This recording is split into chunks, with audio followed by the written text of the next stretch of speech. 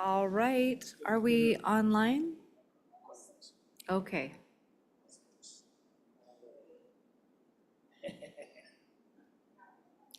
All right, welcome back to our afternoon agenda for the Select Water Committee. We have two bills we'll be considering: the abandonment of water rights limitations and breach order due process. The first one will be abandonment of water rights limitations. David, would you take us through the bill, please? Certainly, Madam Chair. David Hopkinson with the Legislative Service Office, walking through 25 LSO 527, working draft 0.3. This bill comes before the committee.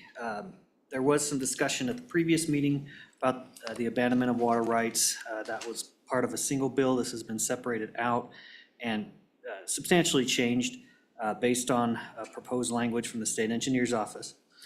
So looking at this bill draft then, it goes into the water rights statutes, first in 41.3.401, and it adds in the section, subsection A, on page 2, dealing with the abandonment of water rights. It adds there on lines 13 through 17 some additional language dealing with the owner of a lawful dam or diversion system under which appropriated water or portion thereof has been historically beneficially used, but which becomes unused due to necessary repairs or replacement. So that new language then would be applicable when dealing with, as you'll see there on line 9, that sentence is dealing with notwithstanding any provision in this section to the contrary. We're adding in the new language that these people may apply to the Board of Control on line 17 and 18 for an extension of time not to exceed 5 years within which to use water or reactivate use of water therefrom for the beneficial purposes for which it was appropriated. So it's just adding in those additional people, the lawful owner of a lawful dam or diversion system may also apply for that 5-year extension. And then on page 4, in Wyoming statute 41.3.402, and this deals with the initiation of the abandonment of water rights by the state engineer. It adds new language at the end there that this section does not apply to any reservoir or lawful dam or diversion system for which an extension has been granted. In other words, this section dealing with the initiation of that abandonment, they wouldn't be able to do that when that extension has been granted. And with that, I would stand for any questions on the bill. All right, questions, committee? Any questions for David? I see one online. Representative Conrad. Madam Chair, thank you. Just a clarification for myself. This is the abandonment of the year, correct? If something's pulling, it does not quantify the total quantity, does it? Go ahead, David. I'm sorry, I couldn't quite understand the question. Could you repeat that for me? Yeah, that's my fault. My apologies. Abandonment of water rights. This is strictly the year, not pulling anything out. If, say, a water right is for, I don't know, 20 CFS, and I've pulled, say, 5 CFS out of it, but I'm still using the water right based on the year, that is not impacted. Go ahead, David, if you know the answer. Madam Chair, I think I would defer on that to the state engineer's office on how they would interpret that. I believe, or my understanding would be, well, I don't even want to speculate on that Okay, point. all right. Welcome, Mr. State Engineer. Would you care to answer that for us?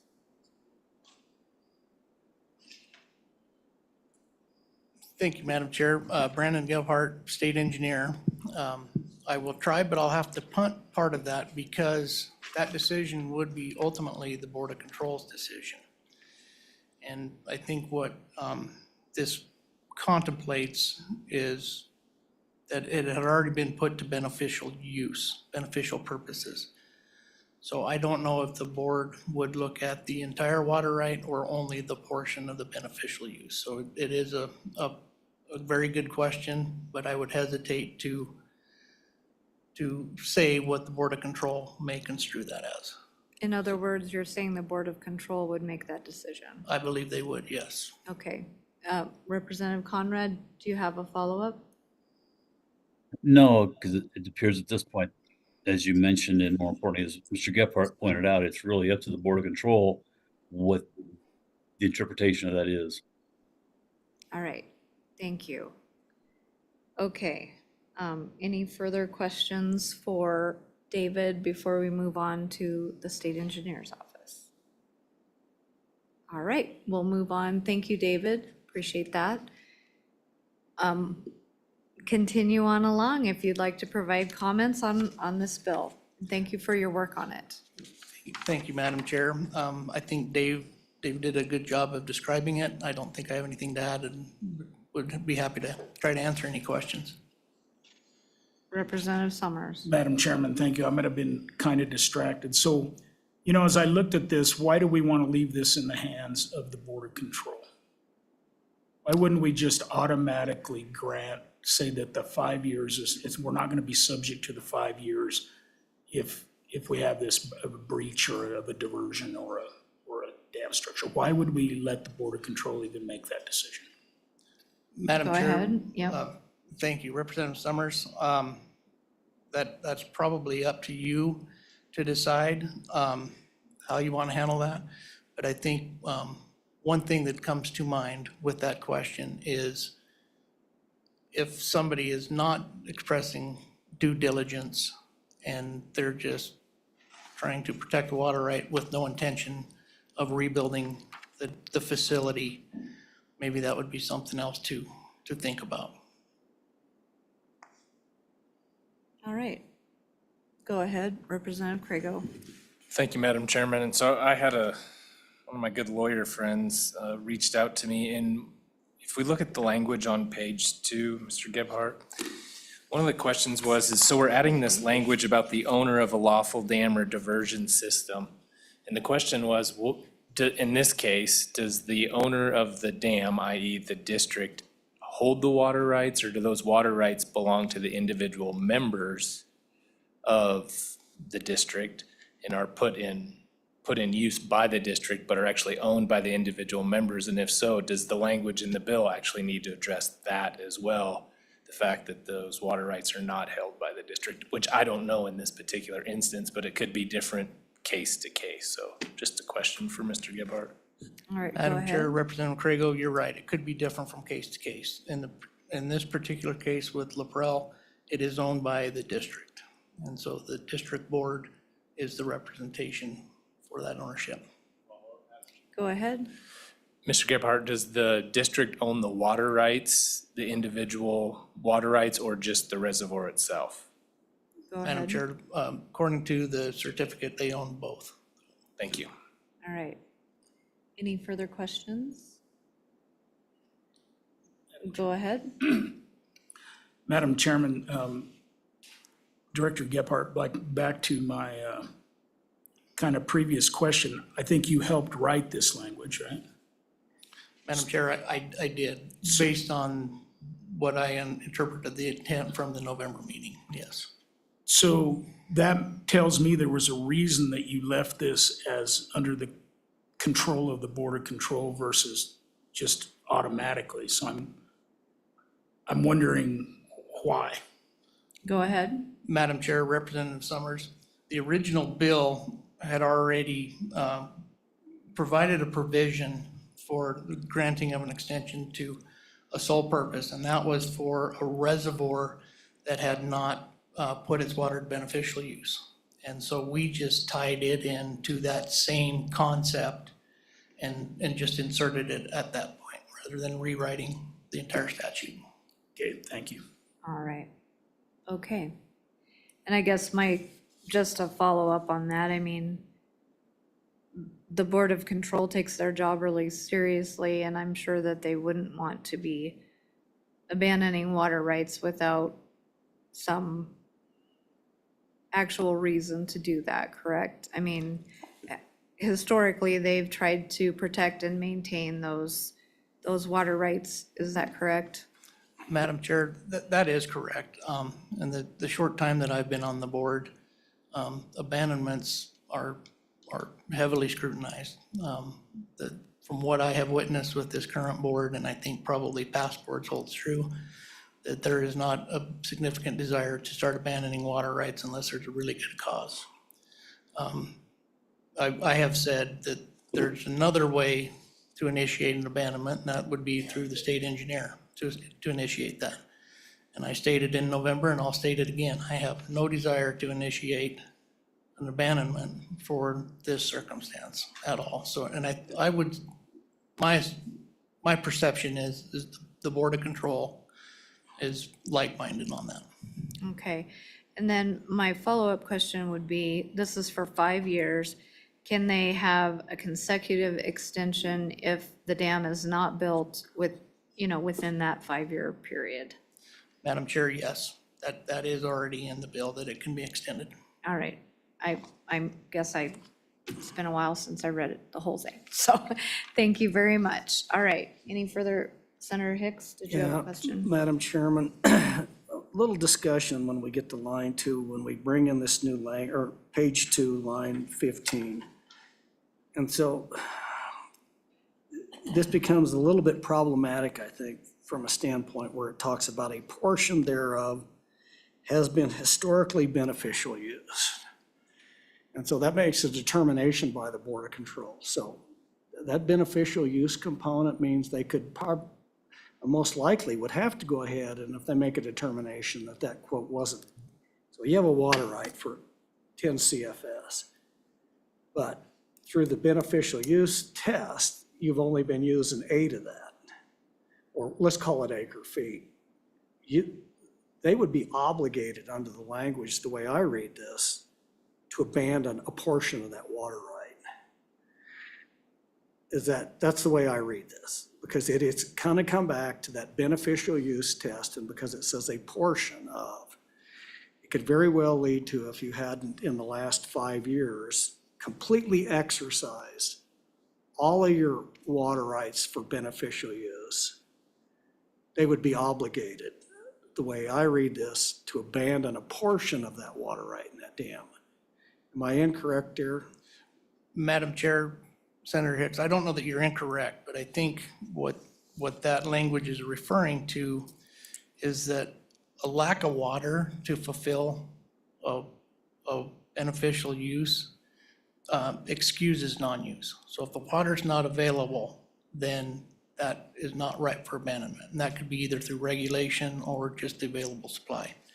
So I think that that's what that is referring to, is that. Yeah, and Madam Chairman, I read it just the opposite. So let's go through a number of succession wet years, and you have a direct flow water right, and you also have a storage water right. Because you had sufficient wet years that you did not utilize that storage water right for 5 years, and then you had to breach a dam, and because you hadn't put that for 5 years to beneficial use, it would be the obligation of the Board of Control to abandon that because you hadn't beneficially used it, because you just stored it and carried it over. And we don't recognize carryover water, but you didn't have to release the reservoir water. And quite frankly, this happens all the time when we get into wet cycles. So my concern is not the dry scenario, because there's no water. You don't have to meet that test. But what happens in those scenarios where you carry over 40 or 50% of water for 5 years, and you didn't put that water to beneficial use, even though it was tied to a piece of irrigated ground? Would that then obligate the Board of Control to then have to abandon those because you did not exercise those water rights for beneficial use, or a portion thereof? Go ahead. Madam Chair, and this might be more of a legal question, but I do believe that reservoir supply is a beneficial use. So as long as you're storing it, that is putting that water to beneficial use. And I could be wrong on that, but that's the way I think about it right now. Well, I don't think that's in our beneficial use stuff, because I've tried to get that bill passed a number of times in the legislature to I say would agree. that storage of water was a beneficial use, and we've kind of run into a roadblock on that issue. So it's not a beneficial use. I think even the stuff that you guys keep on your website is reservoir supply is not a beneficial use. Okay, Madam Chair, that is Go certainly ahead. something that we can get a better answer to before the next meeting. All right, well, this is our last meeting, Or so, we can get an answer to that as quickly as possible. okay, that We sounds would email good. the committee. And then maybe Senator Hicks, you have some language tweaks that you think might solve your problem? And if this doesn't work, Madam Chairman, we can certainly have to get more clarification from the state engineer. If you just strike, if you go to page 2, line 15. Can't hear you, Madam Chair. Can't hear the good senator. Okay, go So ahead. if you go to page 2, line 15, after the word water, so it reads, on line 15, we'll read 3-307, under which appropriated water, strike the balance of that line. On line 16, strike all the language up to becomes. And so that would now read 3-307, under which appropriated water becomes unused due to a necessary repair or replacement. It gets rid of the beneficial use, so we're just talking about the water right, not the beneficial portion of that water right. Just says you can't abandon that water right due to a repair. And I think that addresses my concern. All right. Okay, well, we'll get to that when we get to amendments and we've moved the bill and we've heard all the public testimony, and we'll let the state engineer soak on that for a little while. So, all right. Any further questions for the state engineer? Seeing none, we will go to public comments. And I see we have both our good state treasurer here, Mr. Meyer, and Representative Strzok. If you guys want to be first, and I think we'll take these two bills separately because they deal with separate things. But if you have, as far as the committee addressing them, but if you have comments on them, both now, you certainly can make those. Go ahead. You can both come on up. There's plenty of room. Welcome to the Select Water Committee. Good to be back at the Select Water Committee. All right, turn on your microphone and tell us who you are. I guess I'll say I'm former senator and current state treasurer of the state of Wyoming. And I basically didn't get a chance to see what the first bill was. I concur with Senator Hicks about abandonment, because our family, over the course of our 50, 60 years of owning land in Wyoming, have had our water rights abandoned in every way, shape, or form possible. So, but I'm not going to get into that. I want to talk about essentially the possibility of actually doing a rehabilitation of this dam partially, and keeping enough water in there for, maybe 5,000, 6,000 acre feet. That'd be enough for basically one irrigation. I think it's doable. They had a plan already to rehabilitate the whole dam, in which they poured concrete in between the buttresses all the way to the top. And that was too expensive. It was better off to basically do another dam. I think what you could do is go ahead and pull it up. They had another plan where they would cut chunks out of the dam and let water pour through it, but there wasn't enough capacity to get enough water in a flood stage to not cause serious problems or potential for problems. So I guess what I'm thinking of is that you put up to the bottom of those blocks where they cut it out, pour that concrete all the way into in between those buttresses up to the bottom of that, and I'm reasonably certain that could do it. Now the problem that we have is that getting a certified engineer to place that stamp on it, getting basically certified in Wyoming. The engineering, I guess, folks are a little bit reticent, I think, of doing anything that might be contrary to the Board of Control or state engineer, because they're actually under the control of the Board of Control and the state engineer, So whether that would actually be able to be done, I think it could be done. I think it could probably be done and reasonable, and I don't think you would have to remove that part of that dam after you got the new dam in there, because it'd be well below the normal water line. There's no recreation on that, so I don't think it poses any particular danger. and actually probably improve the whole longevity of that other dam, because you could essentially have a dam that would take the first 5,000-6,000 acre feet and actually have a portion of the dam that didn't have silt in it, it would remain in the dam before. With that being said, you know, it's, I think we're basically pushing the chain uphill on that one. It could be done. I think it's unconscionable that these people are gonna have to go without water for years. I think there's enough big landowners in that area where they would probably just love snapping up these people who lost everything that they could possibly have. You know, we can backfill some of that, but that would take a bill to backfill or do some different things. The state could come in and basically give them $200 an acre rent on that until this thing was you know, actually put in place and they could irrigate again.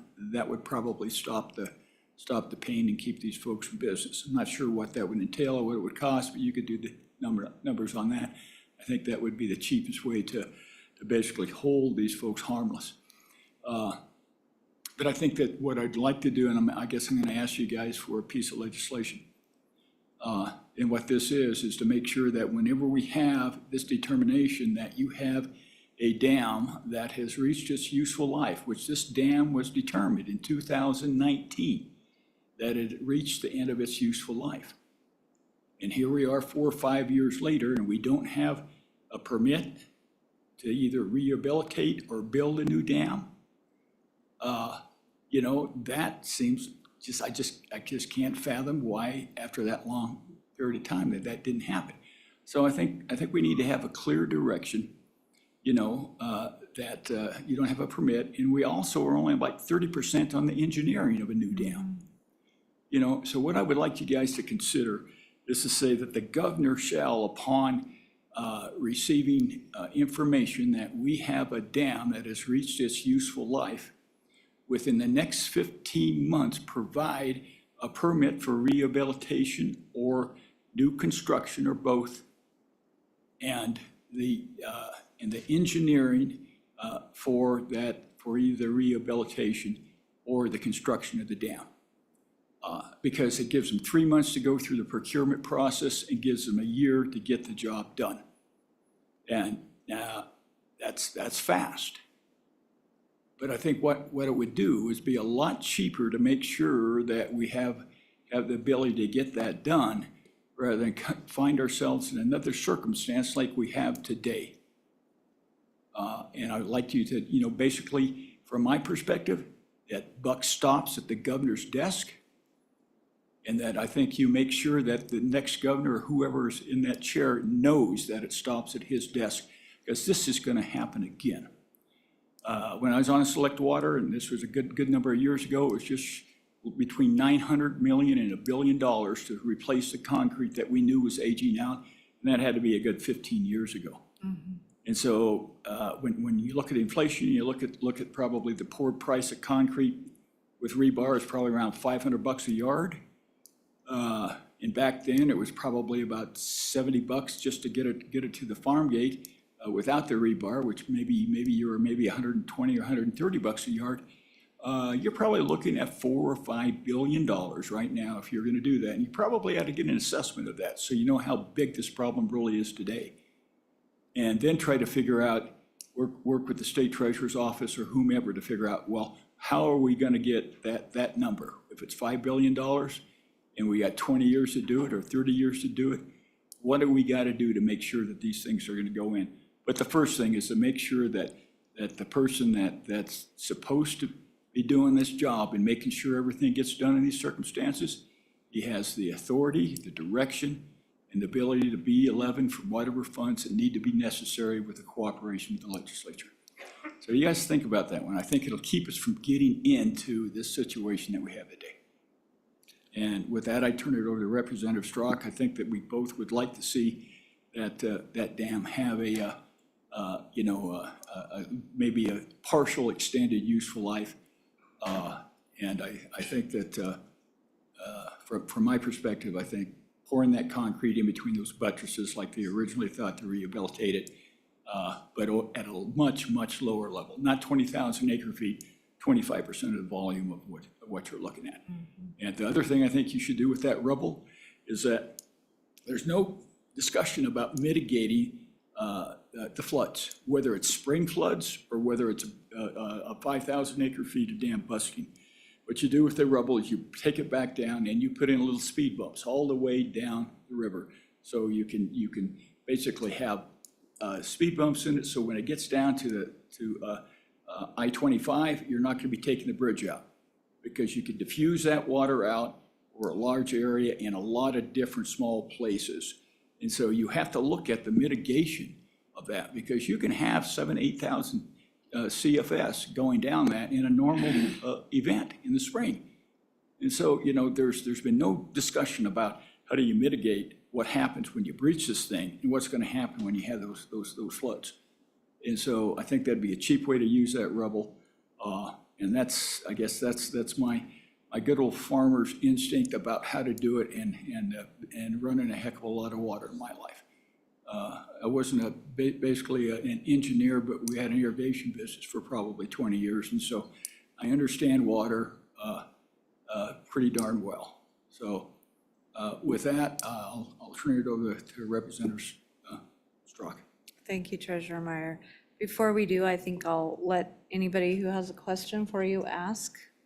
Any questions for the state treasurer? Senator Kolb.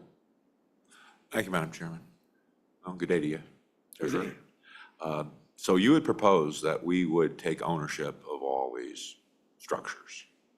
I mean, because right now the irrigation district, as I understand it, is the owner of it. Now, as a conversation piece, is that what you're thinking? Because, I mean, what, if the model is they're the owners, right? And with the thought, though, that frankly, the state has to pick up the tab for all this. That's the reality, right? But so how would we transfer ownership? What would be your thoughts on that? Because they are the owners right now, and they're supposed to be taking care of it, and here we sit. So what are your thoughts, Treasurer? Well, there's two ways to do it, and I did talk to our banker rep Scott Meyer, and he's trying to get a number from all of the local folks in Converse County about what this would be as far as the loans that are on the lands and those things. So there's two ways. You could do it that way.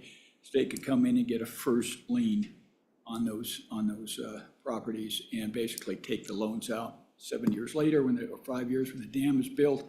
Essentially, other lenders could get back in. We don't want to be in the loan business. You know, that's maybe a complicated way to do it. And I thought, well, maybe the easy way to do it, so you don't have a big hit, which we could take a hit somewhere around $150 million in the permanent fund, and we wouldn't have any reduction in the general fund revenue because we can backfill that with some other funds that have gotten some substantial inflows in the last year.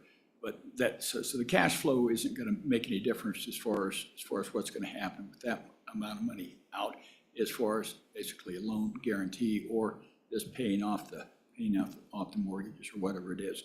But I think the way that you can kind of work into this would be to say, okay, what's the average cash rent for ground up there? I know in our area, our ground cash rents for $250 an acre for alfalfa. Sugar beets is $350 an acre.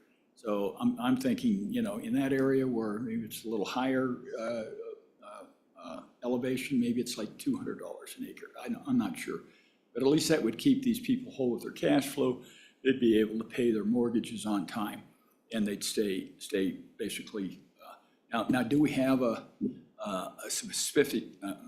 specific contract obligation? I don't think so, but I think we have a moral obligation from the standpoint that, you know, I mean, just look at it. I mean, 2019, we knew what the problem was, and this thing is where we are today.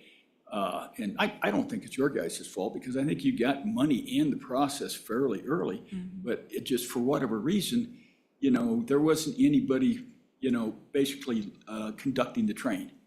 You know, the train conductor was, you know, I don't know where he was, asleep at the switch. I don't know what he'd want to say, you know, but it's just frustrating from that standpoint. So, you know, I don't think that we can take ownership per se, you know, of the land. You know, I'm not sure what our collateral would be in those circumstances.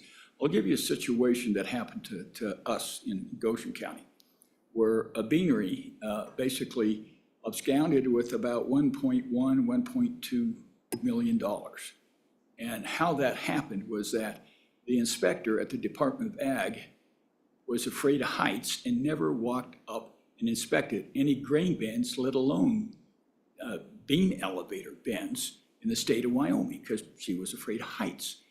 And so we get into this situation where this guy, for whatever reason, I won't get into the personal vagaries of the individual, but essentially he took our beans and he sold them and didn't give us the money without our authorization, pocketed it and spent it on some very lavish lifestyle for Goshen County. And what happened was that I happened to be one of those folks. I was in the Senate at that time. I couldn't vote on anything. I didn't bring the bill, but somebody else brought the bill that would essentially lend us money at a low rate, and I think we had to pay 4%, but at least you had the cash flow that you were expecting to move forward with. And that was only for 1 year for a very small amount of the crops in Goshen County. But this is a much, much bigger deal. But I think we still have obligation to recognize that, you know, maybe the state didn't make all of the mistakes, but there sure was enough blame, I think, to go around in all areas. But I think that's something that you guys have to grapple with. That's a policy decision, you know, as to what you want or can do. I can tell you that whatever you decide, we'll figure out a way to pay for it at the treasurer's office. But I really implore you to make sure this doesn't happen again, and just make sure that there's absolutely clear direction to the executive branch what they have to do in situations like this. All right, as Representative Summers. Madam Chairman, thank you. Thanks, Treasurer. My question revolves around, you know, creating some other structure for the dam that's going to hold water, right? Mm-hmm. As you know, we're in our last meeting here. Yes. So there's no way that we're going to create a bill that's going to get that done before session, which is coming up, as you know, within a month. And so what process would you see to put in place? How do we effectuate what you're suggesting as a legislature? In other words, I mean, ultimately, I don't know, but I think that the state engineer does a breach order, right? Yeah. I don't know who, I think the district has to effectuate that breach order. The state's kind of involved because we got a dam being built at the same time. You know, unless I guess we put language in the construction bill, which we already just passed. I don't know what our avenue is to, I'm just asking if you know what our avenue is to actually effectuate a change in direction there. Well, I think. Go ahead. I think maybe you could call on the state engineer and Board of Control's goodwill that they may or may not have with you. I doubt if the guy's got any goodwill left at all, because I've been pretty vocal about the concerns I have on this. But from what I understand is that they're entertaining bids in the first week or so of January, and have this thing breached by the 1st of April. You know, I think that if we could actually get a costing analysis of, you know, pouring that concrete up to the bottom of those holes, those relief holes that they had in the dam, and see what that would actually cost, and what that amount of water that would store, that would actually get some facts to see whether or not it's worth for sure heading down that road, and to see what they actually had as far as drawings on the rehabilitation, and look at that, because I think you could basically set that up to where if it's solid concrete, you could spill over the dam, and it wouldn't make any difference what came down the river. The other thing that a person could do is to, I think there's about a 300-foot basically tunnel that is a spillway now, and you could drop that tunnel level down so you wouldn't have to worry about anything coming down over that.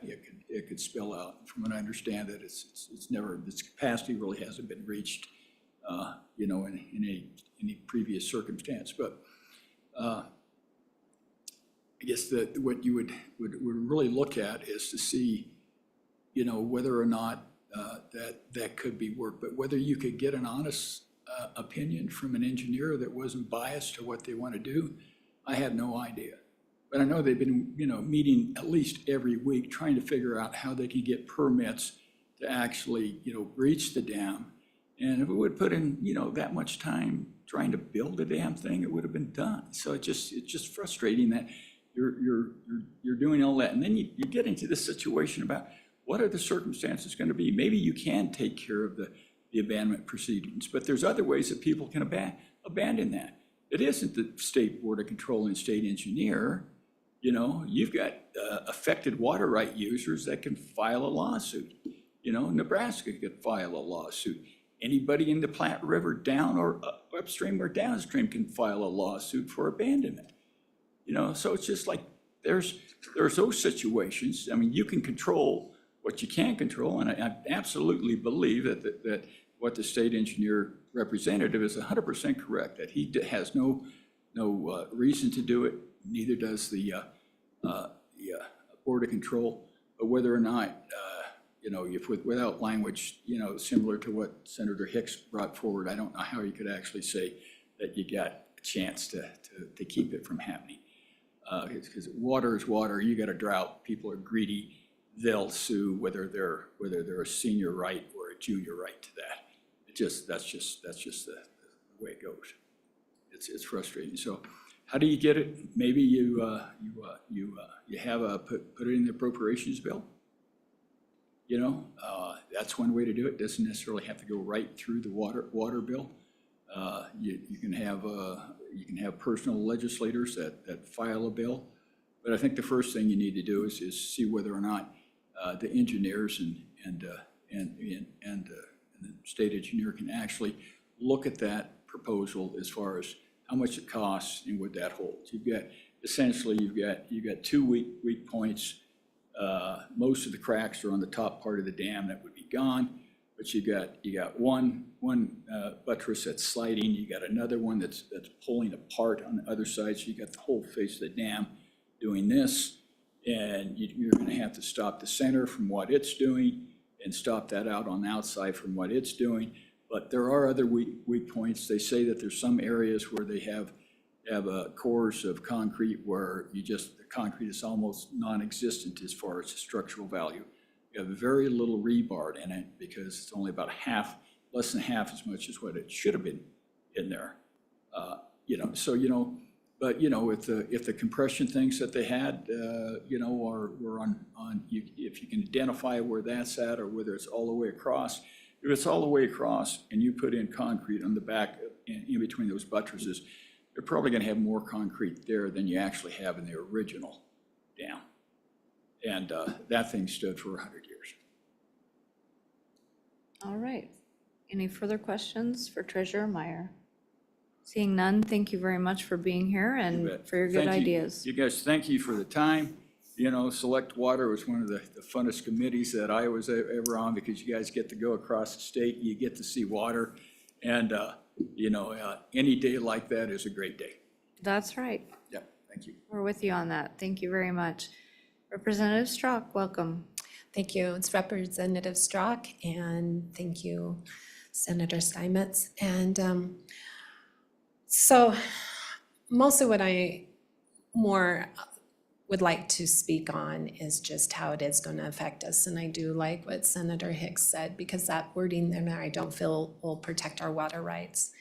And what we would like to see, many of us, is to go ahead and keep this dam here, give us some time to look at many different options before it is taken out, and it will protect our water rights. I do appreciate trying to get a bill to protect our water rights. But again, as you all know, that may not do it in the end anyway. People can come in and push for our water rights. We have already had five years for sure that we are only at half as it is, although we've been managing it quite well. And I think what bothers me the most, if you go back, we have been able to keep it at 11,000 acre feet. We could hold 20, but even with snow, rain, everything coming down, we've kept it at that. So the scare of it's gonna have a full dam and with all this water coming out of the mountains, I'm not sure why we can't manage it like we have for this many years. And we've been able to manage and keep it going. If we could put it down a little bit, and all of you that in agriculture, you'll understand this, any drought will lose our alfalfa. And so we've got 5 years of no water on it. We'll have to reseed everything. Our pivots won't even run the same they did, because if you don't have them running for 5 years, you're gonna have to replace so much of that. So we are asking for that and if to keep that dam there. But I do appreciate all of this bill that's coming out. It's got a lot, and I do appreciate what you said, Representative Summers, too. Why are we putting it, right now, yeah, the control board is on for, we've got good people, everything is good, but what happens in the end? You know, right now it's good, everyone's ready to protect us at this point, but what about future for anybody? You know, if we're gonna put language in there, let's make sure it's tight to protect these water rights. And so the thing is with this, it isn't just the few ranchers, like if you wanna look at 104 shareholders, it's not that, it's our community. Once we don't have that water in there, I won't need to go buy tires, obviously. I'm not gonna be able to put up much hay, if any, maybe a little first cutting. You've got all of the community that I shop in to keep this ranch going. And so it's putting even that into, it's gonna hurt the community. So there's a lot of that goes into this, but if we could really, we did spend some time with the engineers this morning, and there is room for us. If we can get this slowed down, give us some time there, it's in that breach order, that we can look at other ways to maybe do some repair or bring it down and just keep enough water in for us to get second cutting. So I think some of this, if we could get some, actually, I don't have answers on how besides this, but this is what I've appreciated about Mr. Meyer, how he has really gotten a lot of good things, so I appreciate that. Yeah, and Go ahead, Mr. Treasurer. there's another way, and I'm sure the state engineer knows the aquifers over there a lot better than I did, but somebody told me that the town actually has a well in the Madison.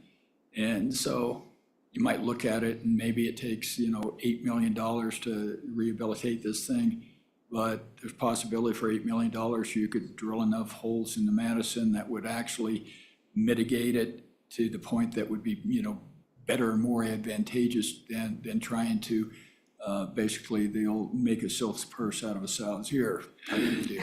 Yeah, so, that's something that if the state engineer could do a quick feasibility study about, okay, yeah, what if you took $8 million or $10 million or something and actually drilled wells that would supply the water and actually end up with more water in supply than what they had before with spending the same amount of money. So, that's I think a possibility.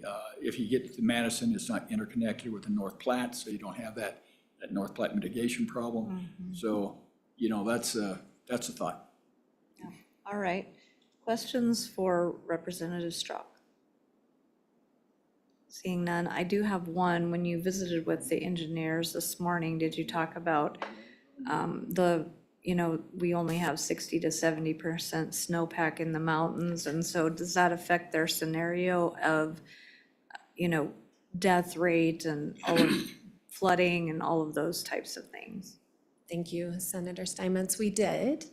Their main thing was weather is unpredictable.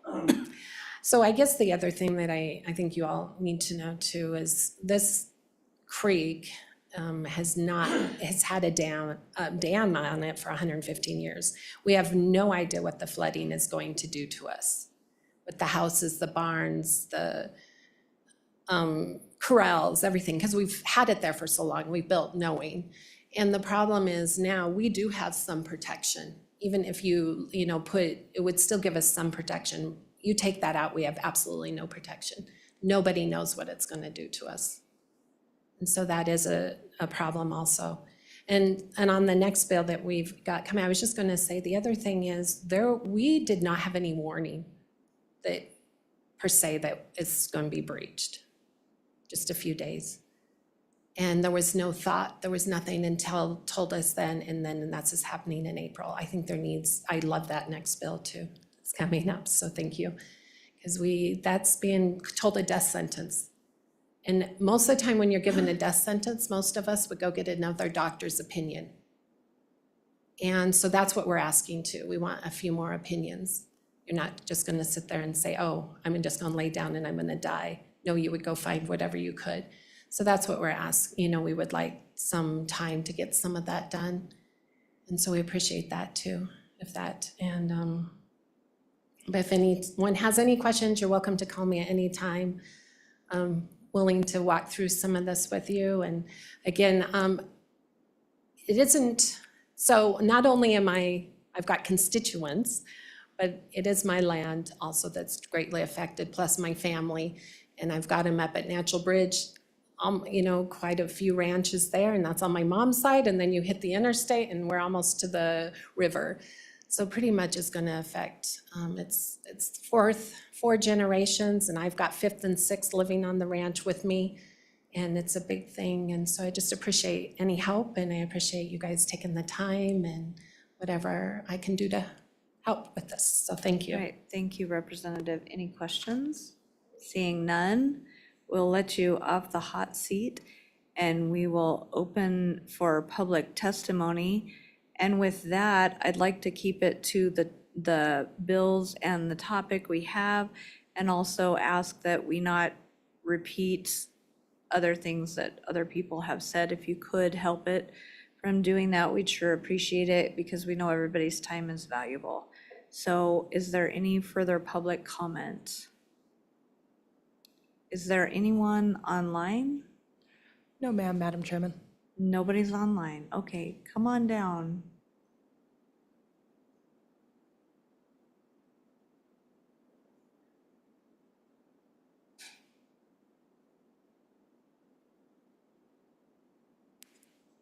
Welcome.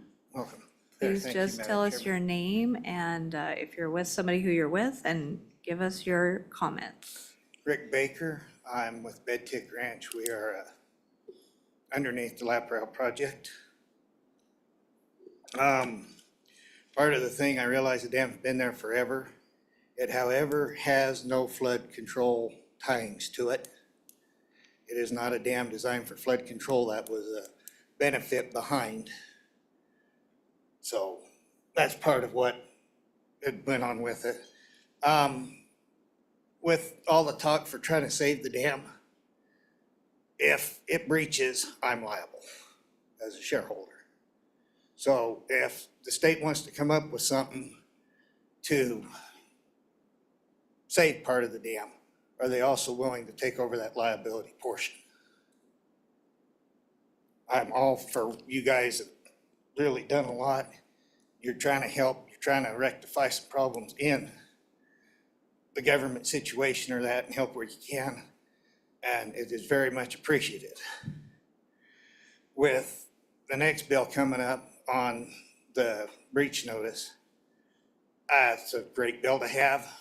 Going through this process, I'm not gonna get into it too deep, but there's a lot of between the parties involved on the breach order trying to deflect exactly what happened there, and trying to get, push it over to the other guys and that, so that they don't have to be the bad guy per se, and then leaves those of us affected by it trying to sort through it. And I know the truth's somewhere in the middle of what actually happened, but we're 6 months, 4 months from when the breach order was issued, or now until it needs to be. So there was time for the public meetings and some of that to happen in this instance.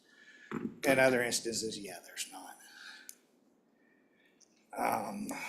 And then I was gonna ask about the Madison well or that, because, irrigation wells are great for some of us, and that especially if you have a pivot and you're already pumping water. But with the North Platte decree, I was always under the assumption that putting an irrigation well in that was just not gonna happen. So I might have learned something here today, or we'll find out with talking with state engineer's office, the water commissioners and some of that, whether or not that is feasible or how that works. All right. Again, Are there any questions for Mr. Baker? Okay, you got off easy. Thanks again for your time. Good to see you. Merry Christmas. Merry Christmas. All right. Do we have any further public comment? Come on up. We have more information from the state engineer's office. I see they've phoned a friend. Madam Chair, thank you. And I think we've got some potential remedy to some of the discussion. I know Senator Hicks mentioned a potential amendment, but one thing to maybe consider, if you look at line 15, if you strike or a portion thereof, but then I think you would want to keep has been historically beneficially used, because that's basically the tenet behind the Constitution. I think we'd want to leave that in there. So, but then after, but which any portion becomes unused due to necessary repairs or replacement.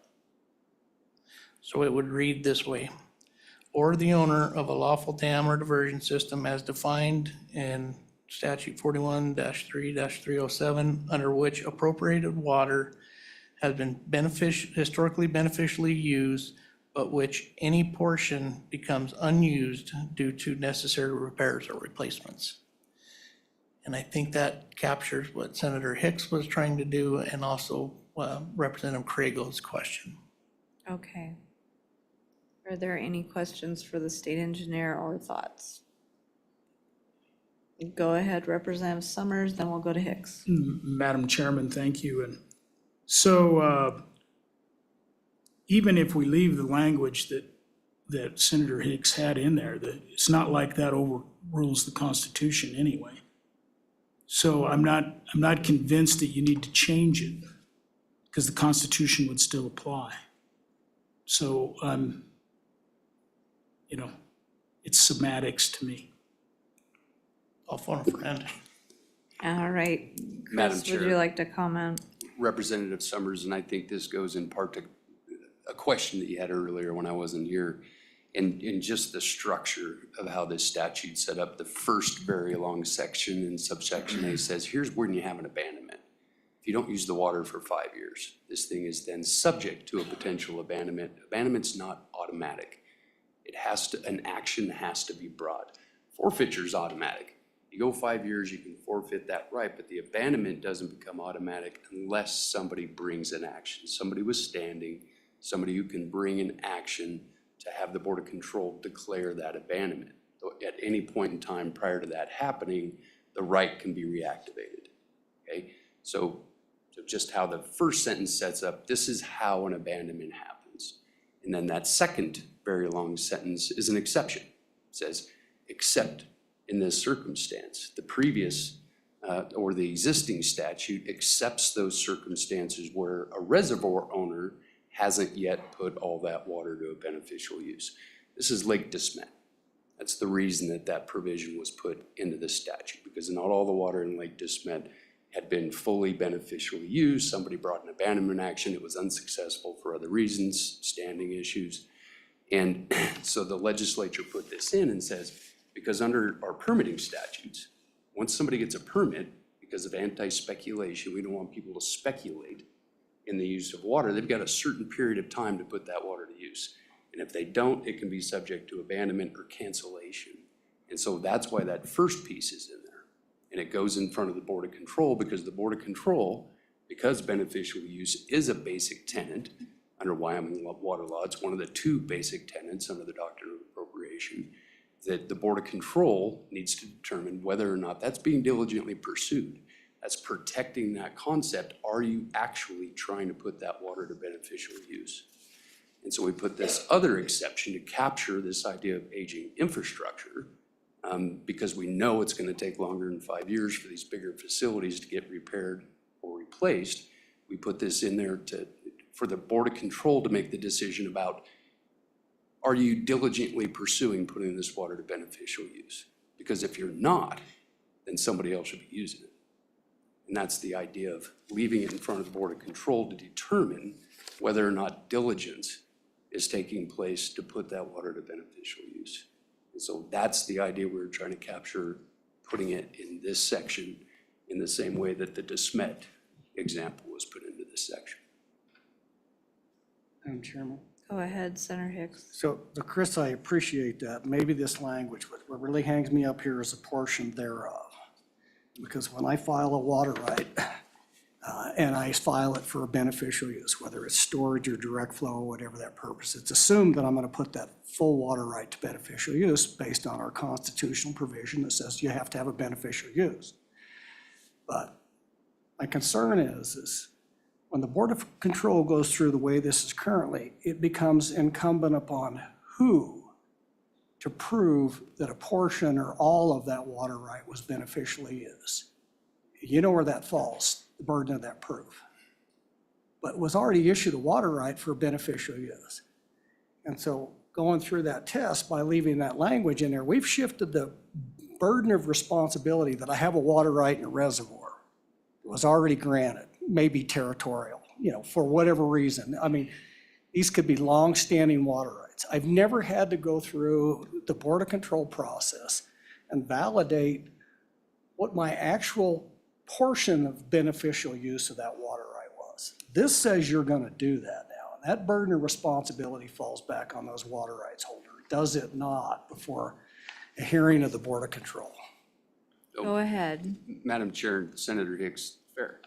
And to be candid, I guess, part of it's sloppy drafting, and I'll take that. What we were trying to do is remain as consistent as we could with the existing language, which is the DeSmet example. And when this discussion started, well, maybe that doesn't fit precisely right. The reason that we had kept it before was to account for the circumstance that we see at La Prelle and other reservoirs, where often before you get to a breach, you get to something less, a fill restriction, which is exactly what happened on the La Prelle. So we kept the wording with that circumstance in mind, trying to make sure that we were capturing not only a facility that couldn't any longer either store the water or divert the water, but if you had some middle ground, right? I've got a diversion that can't divert the whole amount of the water right. And so trying to capture the thought that if any portion, or if that facility, because this language that we've proposed is focused on the facility as opposed to the appropriation, as Representative Craig pointed out, we're focused on the facility. And so we're focused on if only a portion of the appropriation could be beneficially used under the facility.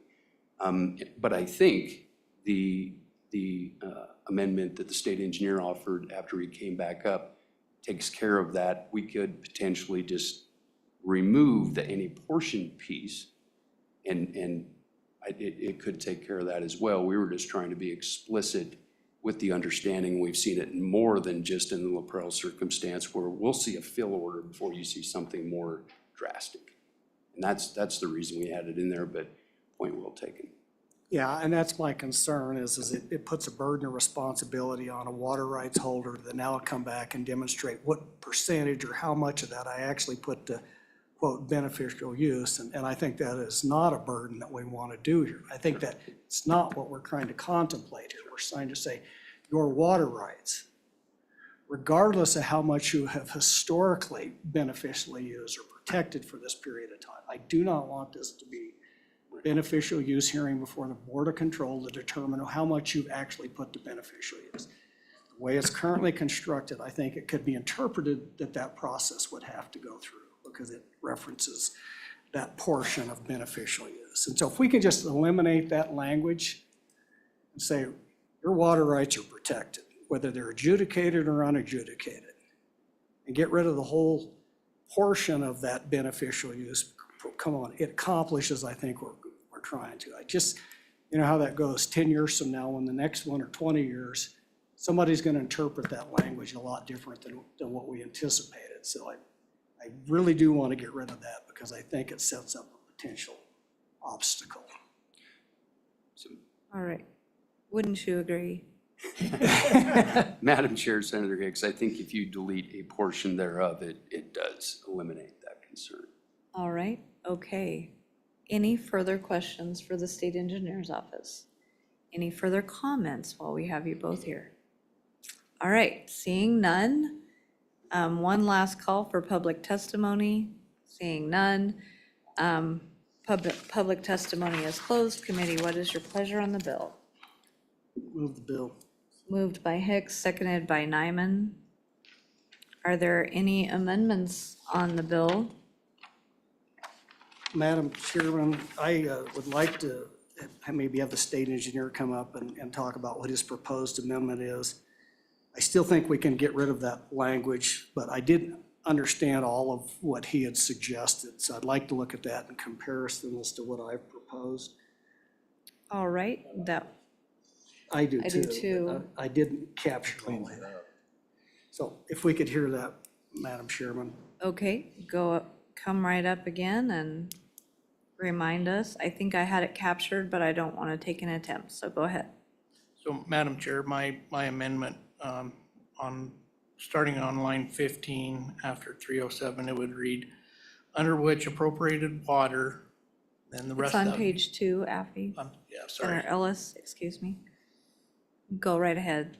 So starting on page 15 after 307, under which appropriated water has been historically beneficially used, but which any portion becomes unused due to necessary repairs or replacement. Okay. Did you get that? Yeah. All right. Any further questions for the state engineer? All right, thank you very much. All right. Did you have an amendment, Senator Hicks? Yeah, Madam Chairman, and just for discussion, I really don't think you need the language that says has been beneficial, has historically beneficially been used. The very fact that the state engineer issued a water right means it had to be a water right for a beneficial purpose. So to me, that becomes a little bit redundant. And I don't think it's necessary here, so I'll go back to my original language, which would say under page 2, line 15, after water, you strike the balance of that line. On line 16, you strike the balance of that line through the word which, and read, leave becomes, and then all of line 17. I think it accomplishes the same thing. You can't have a water right unless you have issued it for beneficial use.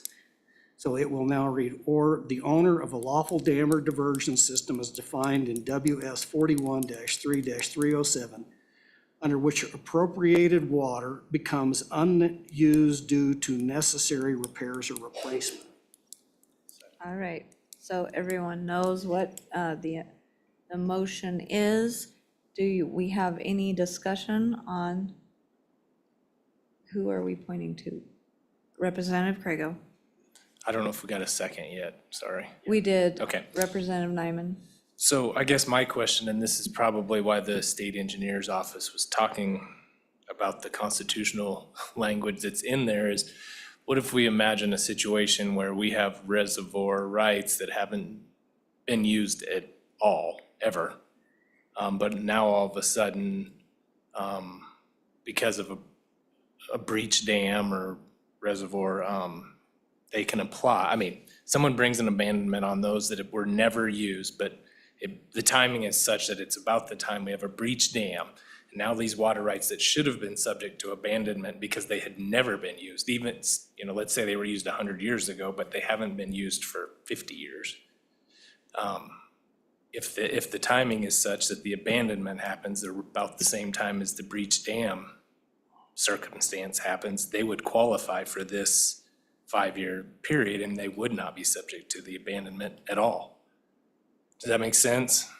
It And does, but I might be wrong, Okay. I'm just trying to think about what the importance of that language if those water rights have never or haven't been used for 50 years. Okay, Senator Hicks, go ahead. Yeah, so that's kind of a different issue, but even then, keep in mind, this is only for 5 years.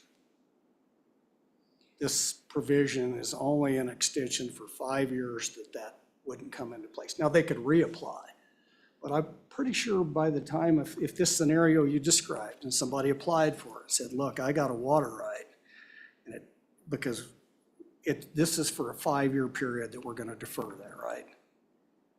In 5 years, if they still haven't put those water rights to beneficial use, I think the Board of Control's gonna come back and say,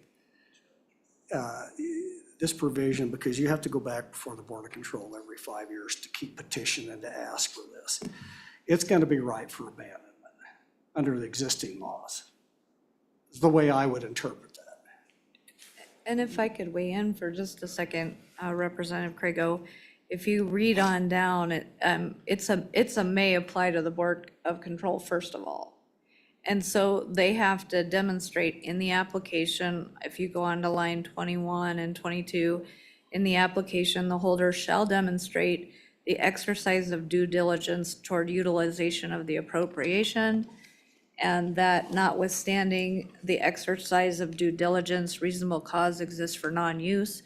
Reasonable cause includes but is not limited to the delay due to a court or administrative proceedings, time required in planning, developing, financing, or constructing projects for the application of stored water to beneficial use. And it goes on and sets out a process. So the Board of Control isn't just willy-nilly deciding these things. There are some conditions placed here. I don't know if that helps you out at all or not. If I may, Madam Chairman. Go ahead. Yeah, thank you. I totally agree with what both of you said. I'm just thinking about a circumstance where this particular language gets used as a weapon rather than as a shield, if that makes sense. And I think that was and if I'm sitting in the state engineer's office, that's what I'm probably concerned a little bit about with us removing the beneficial use language. That's all I was pointing out. I don't think we have to decide it today. It's something we can think about before we get to final passage on the bill, and we can talk to other people about it. But I can see there's a circumstance out there where that could possibly happen. Thank you, right. Madam Chairman. Thank you for the discussion. That was good. So, anyone else? Madam Chair? Yes, go ahead. Senator Ellis. Thank you, Madam Chair. I'd like Senator Hicks's amendment, but that we just heard a suggestion about talking about a portion thereof. And so I was wondering if there's a way to clarify that, because I think I understand what they were getting after. So I don't know if Senator Hicks has maybe thought about kind of merging those concepts. So it'd be under which appropriated water or any portion thereof becomes unused due to necessary repairs or replacement, just to make that a little clearer. I don't know if he's given that any thought. I don't want to muddy the water, but it seems like there was some value in that suggestion. All right, Senator Hicks. Yeah, Madam Chairman, it's the portion thereof because it puts the burden on the water rights holder to demonstrate what they have actually utilized that for beneficial use. And that's a whole different proceedings. And I just don't think that this is the purpose of what we're trying to do. We're just trying to protect these water rights. And so I don't want this to have to go through a determination of what constitutes a portion of that water right that was actually beneficially used. All right. So I think the language is fine. All right, so does everyone understand what we're voting on? Is there any further discussion? Seeing none, all those in favor of the amendment, please say aye. Aye. Opposed, no. Okay, that amendment has been adopted. We're back on the bill. Are there any further amendments?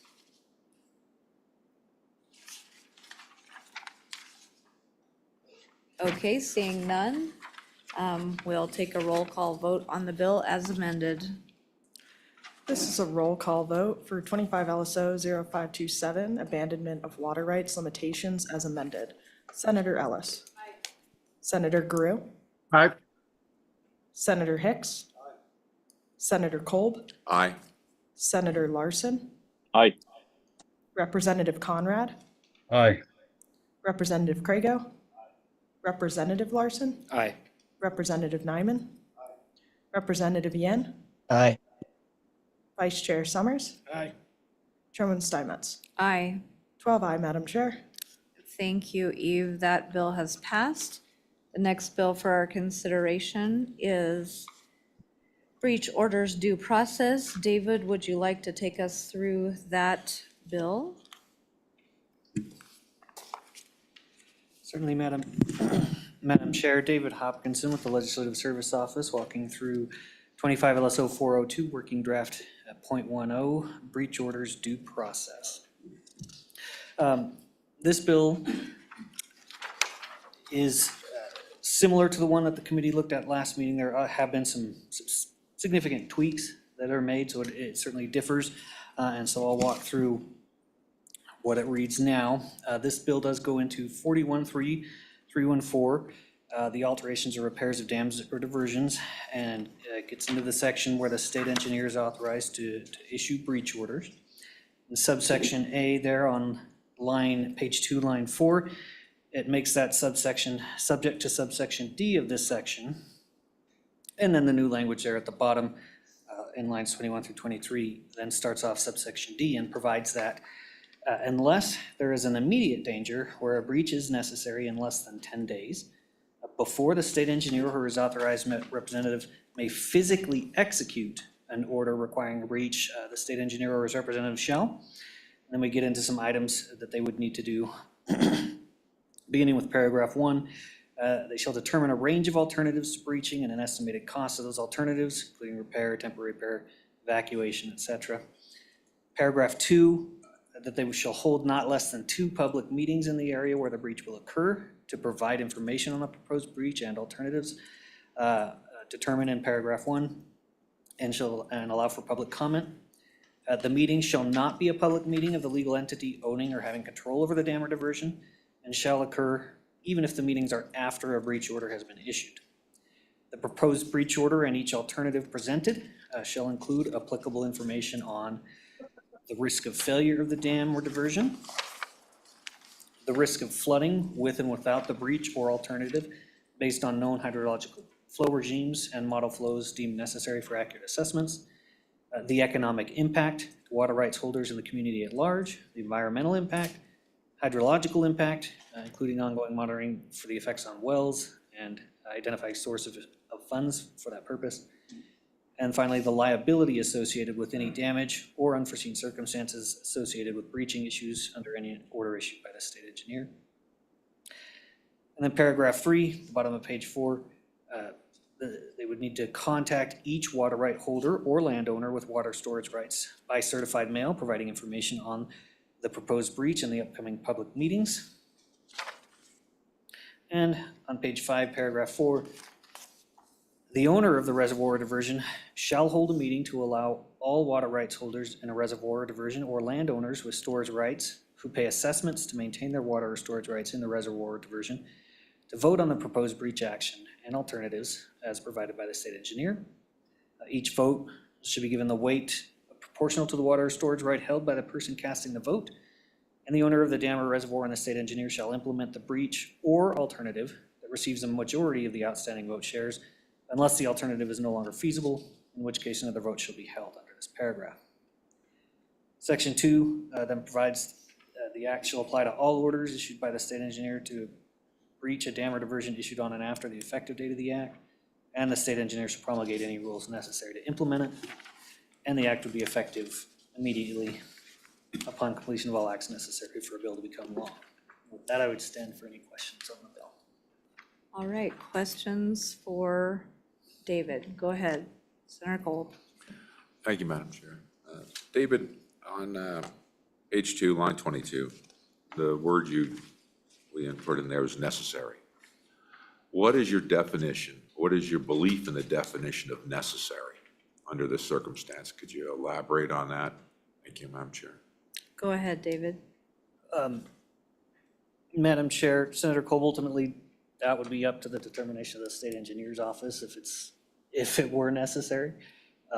Certainly, I think that could potentially be reviewed by a court, but as far as what is necessary, that would be their call. All right. Any further questions?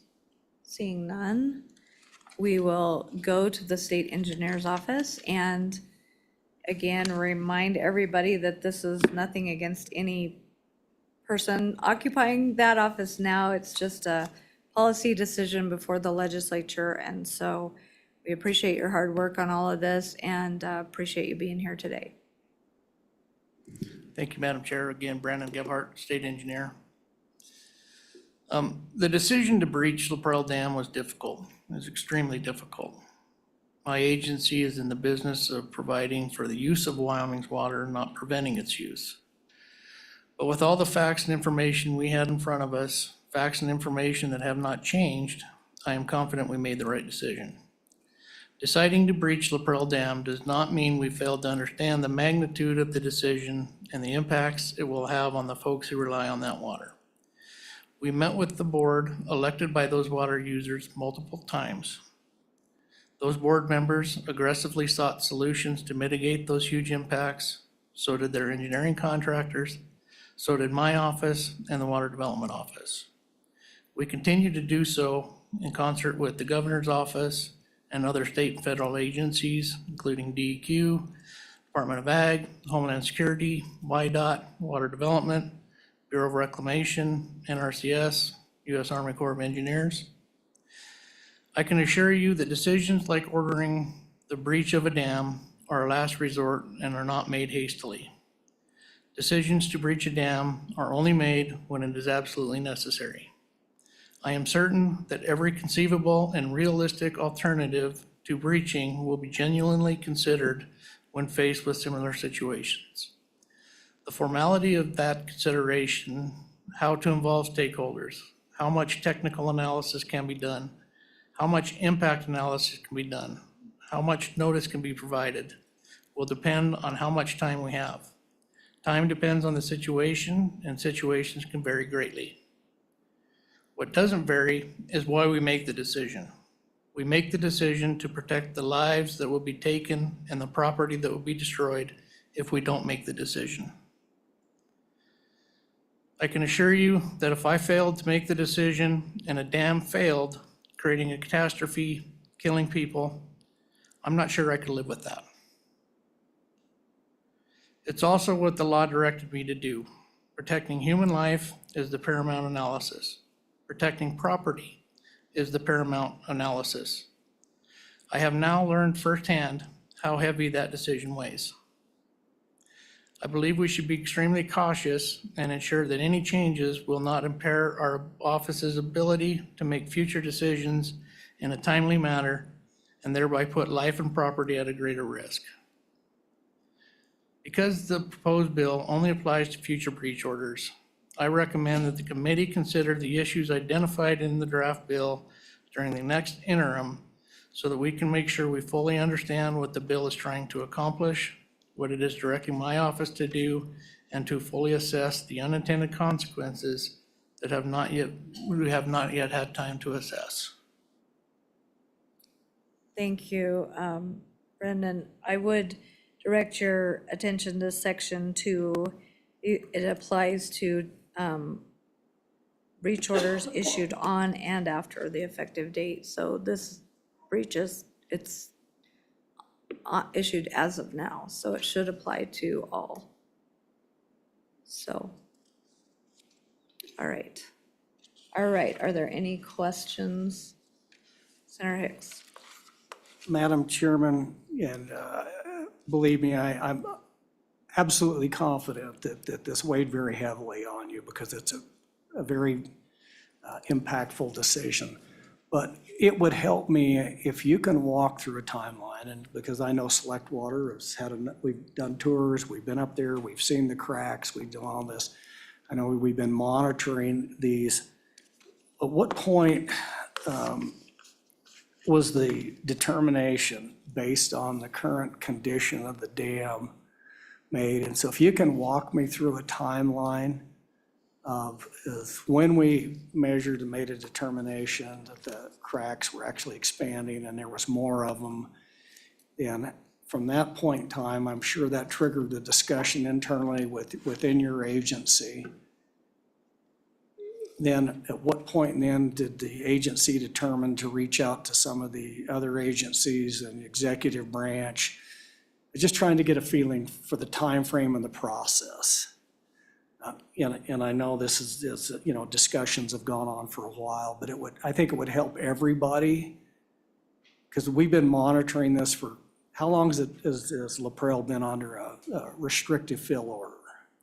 Since November of 2019. Yeah, so 6 years we've known there's been significant problems with this dam, and I know we've got engineers and stuff, but when did the last inspection occur that brought it to your attention that this thing is now expanding. Is that September, October, November, August, July, and just to help me walk through, so I better understand the due diligence that you went through, Mr. State Engineer. Go ahead. Madam Chair, Senator Hicks, I will try my best, and I may have to phone some people who've also been heavily involved. But in I believe it was late August,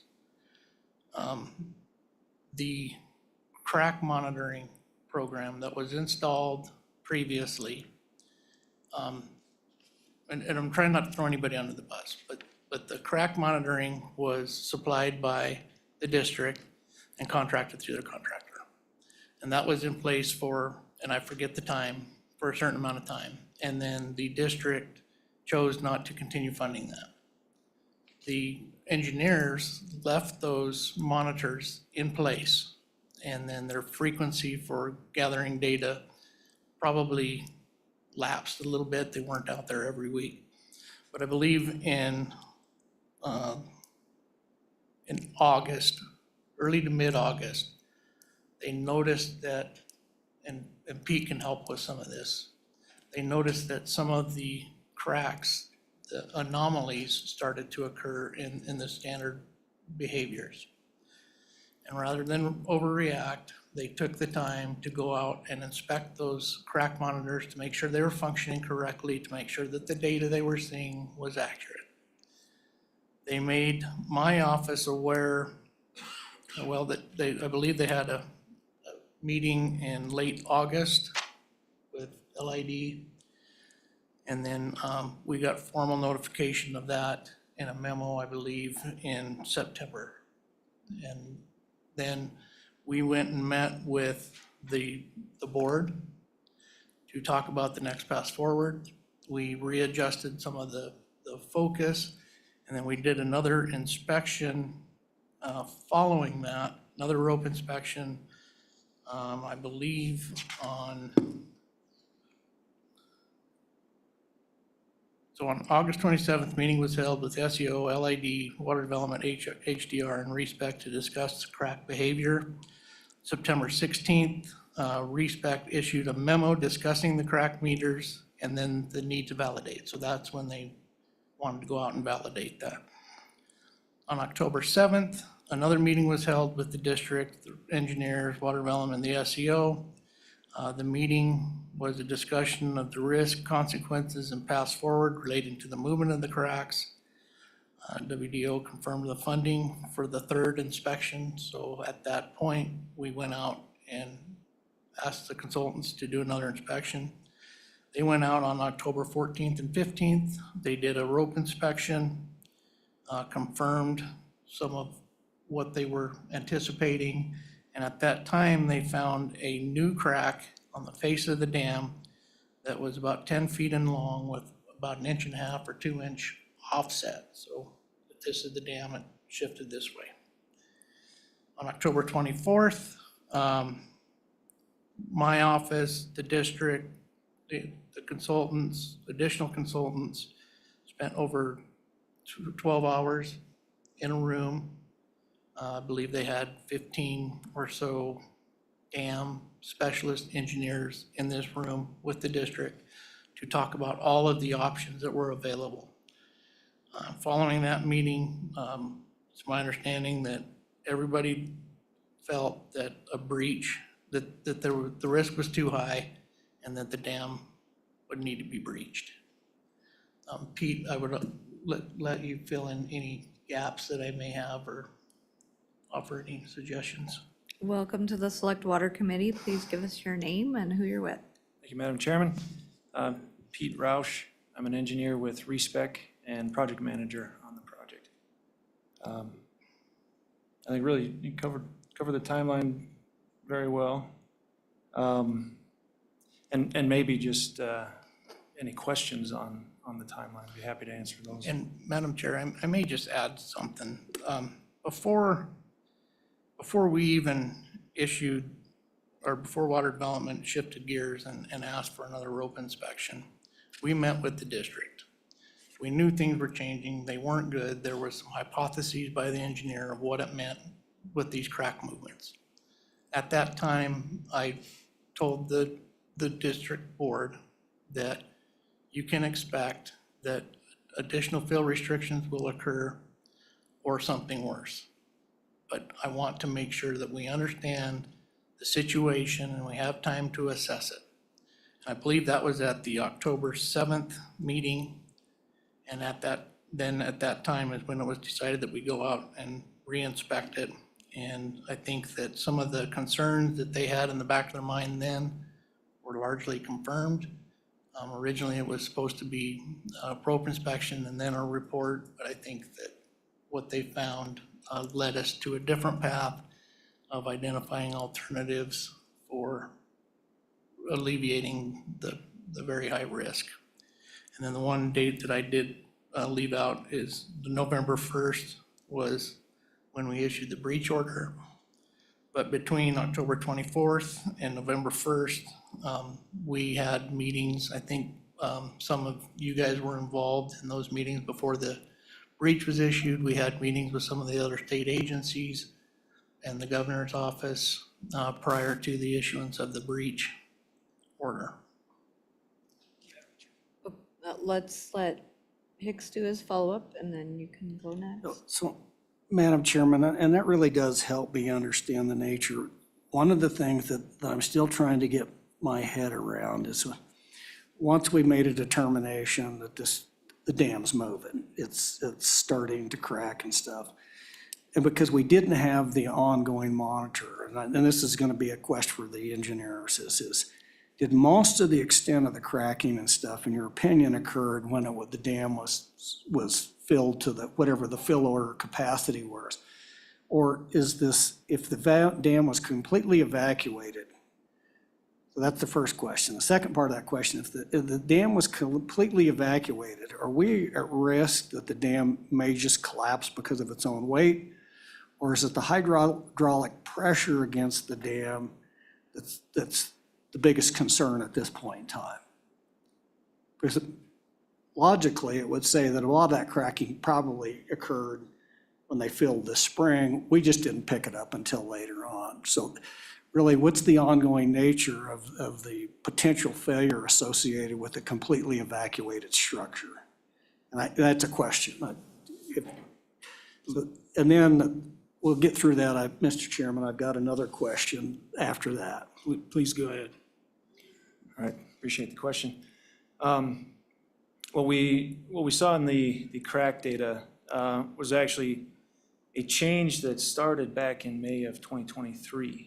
And we didn't see that until August of 2024, as Brandon suggested, as we shifted gears on the monitoring, kind of headed on autopilot, but we set alerts around the data. We'd seen, typical fluctuations through a few seasons, and we had an alert that one of the crack meters had exceeded its normal behavior. So that got us looking at the data, and when was that period? so, Please go ahead.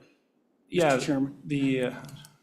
Forgive me, maybe just to clarify, what period? So when you first saw that Mr. Chairman, Thank you. if I may, when did you what was the date on when you saw that first kind of warning that there were some anomalies with the sensors? Please Yeah, go ahead. Mr. Chairman. So we noticed the anomalies. It was early August. It was early August when we saw it. But as we dug into the data, when we had this alert, we saw that there were some really minor changes that had occurred in May of 2023. And as we dug deeper, maybe just to say, as we noticed those anomalies, first question is, are these real? Because the change in displacement was on two different crack meters, either end of the dam. Both had changes of less than 1/100th of an inch, which is less than the thickness of a mechanical pencil lead. So we were skeptical. We wanted to verify, is there anything wrong with the crack meters out there? But there's enough to have it happening on two of them that we wanted to take it seriously. So, yeah, as we dug into that, back to your question on sort of what happened, we saw that started in May of 2023. There was a fairly significant flooding coming into the reservoir at that time. The irrigation district was working around the clock to try to manage that. Got to where the outlet works couldn't keep up with what was coming in, and the reservoir was filling up, getting near the restriction, and they got to where they had to open up the outlet works full bore. And we can see right on the day that there's a change in the behavior of these cracks. And so that first change really being a combination of the hydrostatic load on the dam increasing, but also the discharge through the outlet works causes vibration of the dam. And really, just given the age of the structure, that's not an unusual thing to ask the dam to do, but given the condition of the dam, that was more than it could take. We saw additional changes in behavior after that in January of 2024, that it started to deviate from normal behavior even further. And what's happening then was the dam was filling up a little bit earlier than it had the previous year. No discharge through the dam, but was getting up to levels of, I don't know if the numbers mean anything. The restrictions at 54.75, and as it was about 54.40, 54.50, coming up through that, we started to see changes in that data looking back. There was another period in 2024 of needing to discharge high flow to manage water coming in, so a little more deviation there. And that's really all that we found when we looked at this in August. So the question of what's really the threat, clearly that situation is what caused some significant structural changes in the dam. We did see, after we had found all of this, after the dam was drained, we saw some additional movement at one of these crack meters that was enough to say, like, yeah, we do need to keep an eye on this. It is still moving even when it's not under load. And so that really drives a lot of the concern of the situation. Senator Hicks, more questions? Yeah, so, I think we all know that 23 was an extraordinary hydrological year around Wyoming. I mean, we had flooding all over the place the spring of 23. So this will get to really where I was hoping that we could have an understanding, or I could have an understanding. So we now know we've gone through this. A lot of it, I think we had rate of inflow was coming in faster than you could evacuate the reservoir, which puts additional pressure. We increased storage above and beyond the fill order, and we're evacuating this thing as fast as we can get that water through there, which causes additional vibration. And so this will get to the hydrological modeling. Under those scenarios, what's the likelihood, particularly when we're sitting now at a 70% of normal snowpack compared to what we were in the winter of 2023, that we would have those similar type of occurrences? And so really the question comes down to my mind is a hydrological question and a determination of how much modeling, how many assumptions went into the model that would say that we lack the capacity to bypass all of the inflows. And so really I would hope that came into a significant level of consideration and make a determination that there's a certain level of risk. So walk me through the process of all of those type of scenarios that you said that led to the assumption that the breach order is absolutely necessary under any circumstances prior to runoff in 2025. Chair? Yeah, we actually understand the hydrology of this watershed very well.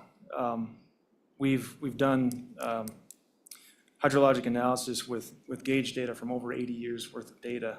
So it's really an excellent data set. The peak flow rate coming in 2023 was somewhere between a 2 and a 5 year flow, which has a probability of between 20 and 50% annually. Maybe just to say that flow rate is in the range of about 500 CFS is what was coming in.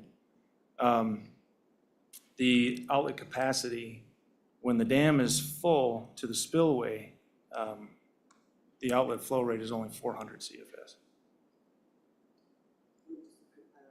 Go ahead.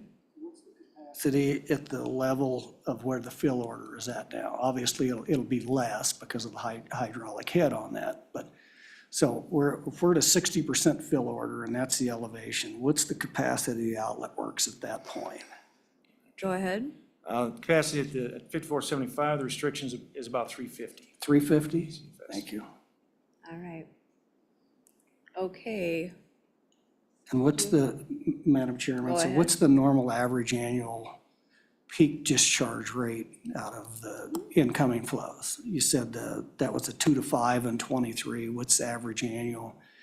And I'm assuming that was predicated against what the snowpack was, or some correlation there. Go ahead. Sure.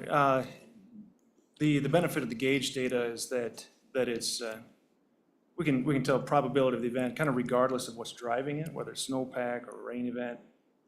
It's just, here's what has happened historically. And so, quite answer your question, the number I have in mind when I say the 2-year event is about that 500 CFS. Okay. All right.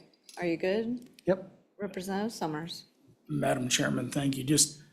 I had another question beforehand, but now I got interested in the data, and I've heard it before. Why didn't you pick up the January anomaly? Because that would have been far better than August. I mean, in other words, that would be the second blip. First one, I get it, right? But then you get another indication in January. Why wasn't there reaction? Go ahead. Again, really, it's because the change was so small that although we had set boundaries around the data to alert us if it would deviate from behavior, we didn't have them that tight around that data set. And so, yeah, that I couldn't tell you what numbers we had. We had a fairly tight band around the observed data, historic data, but not tight enough to catch that 100th of an inch movement. So just to follow up, so nobody was looking at the data, you just had a indicator at some point that would trip a trigger. In other words, there were no physical eyes on the data. Madam Chair? Go ahead. That's, we were checking in periodically, but again, at this point, we were doing the monitoring as a courtesy to try to prevent a disaster, and thought that setting these bands around the data would let us know if there was significant movement. Objectively, I wouldn't have called 100th of an inch significant movement, and really it was the change in behavior that really tipped us off to something going on. Thank you, Madam Go Chairman. ahead. Thank you. And now this is for the state engineer, and really, I don't know that we need this bill, right? But the thing that bothers me in the process that went on is there really wasn't a public meeting. And there really wasn't notification of individual water right holders. And to me, you can do all of that in rule and regulation if you would just do it. So my question is, do you see where you need to have changes in your mechanisms? Or do we have to force changes in the mechanisms? Go ahead.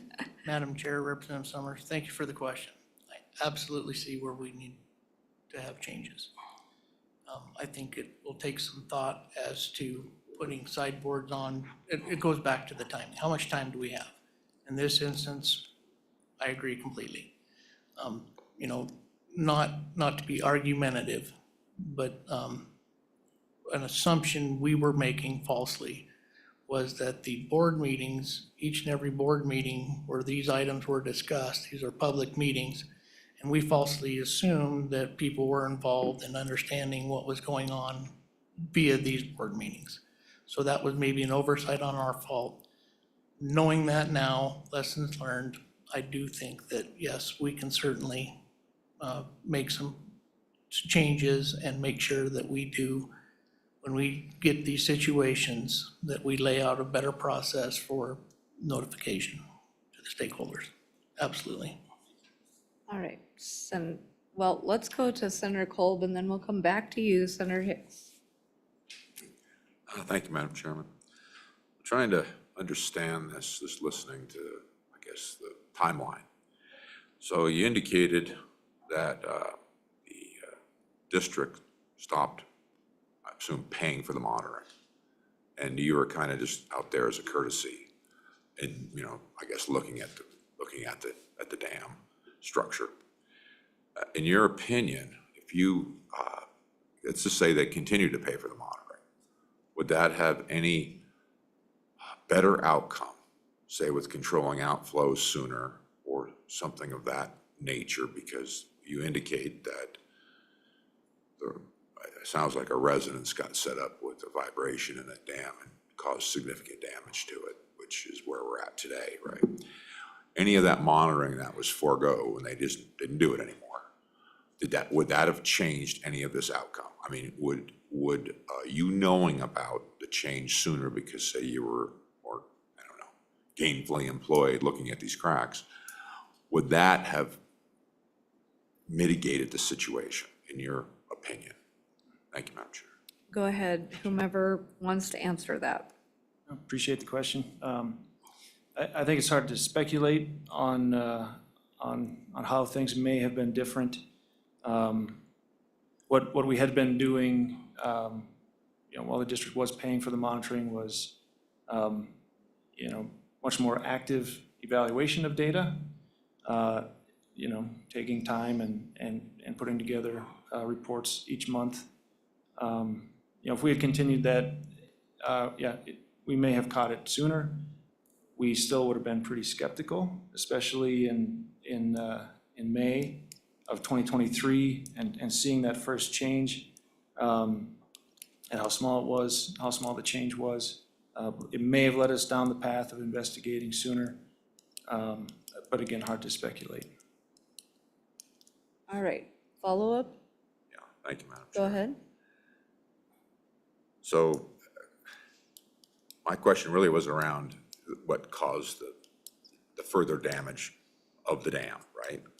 Because all of a sudden I'm hearing, and it's not real clear to me exactly the exact timeline of how this happened, is that you got to the point where they had to go to a maximum outflow situation, which caused, to discharge as fast as they can. I'm not sure how we got there, though. I mean, that all of a sudden, someone goes, oh my goodness, we've discovered these cracks and we have to do something to mitigate the level going any higher because of too much stress on the structure.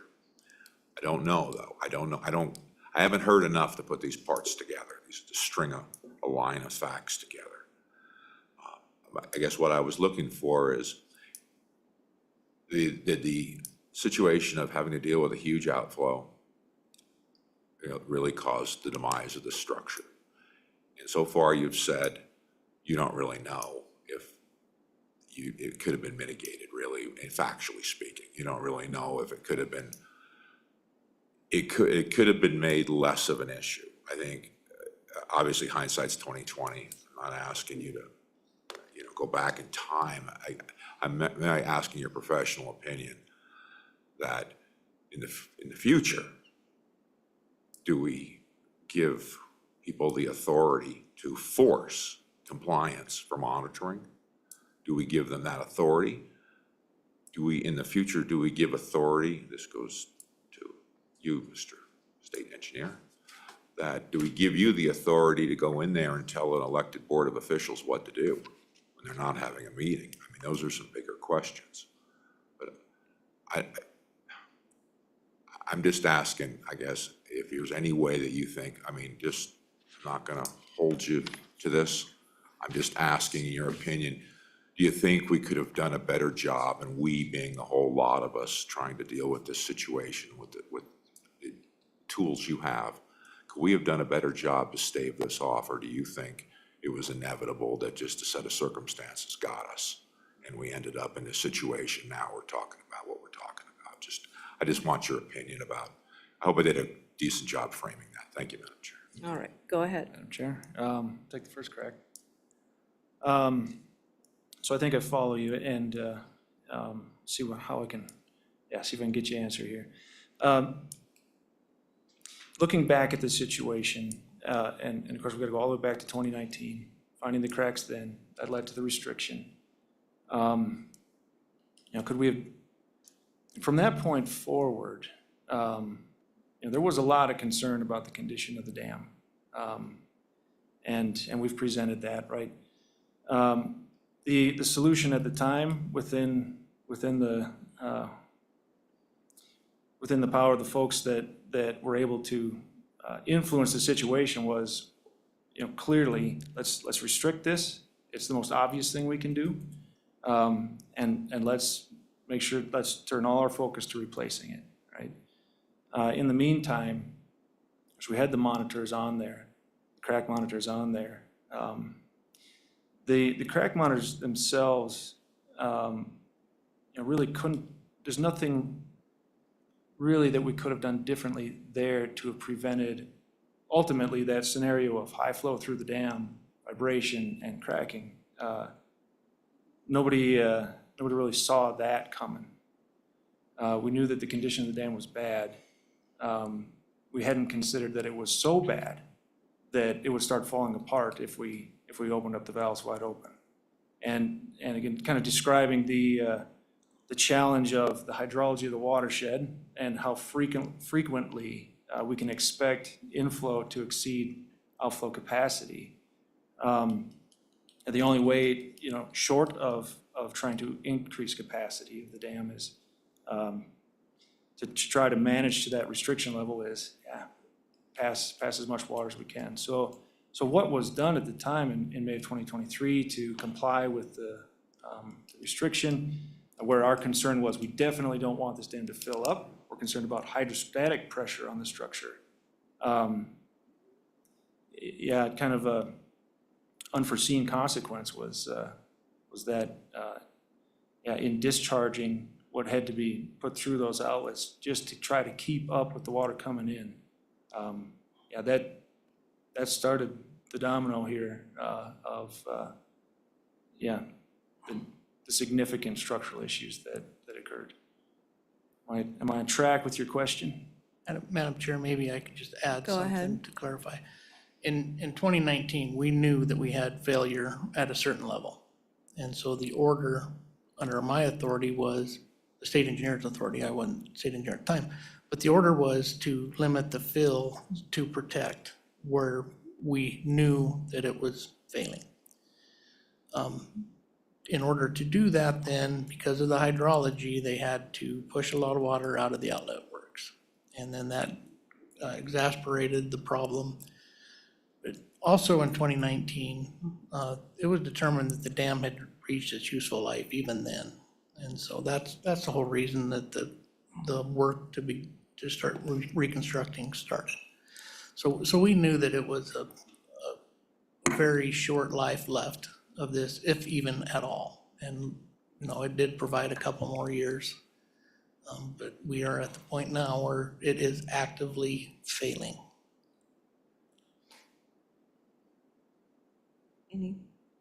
Okay, all right, Senator Hicks.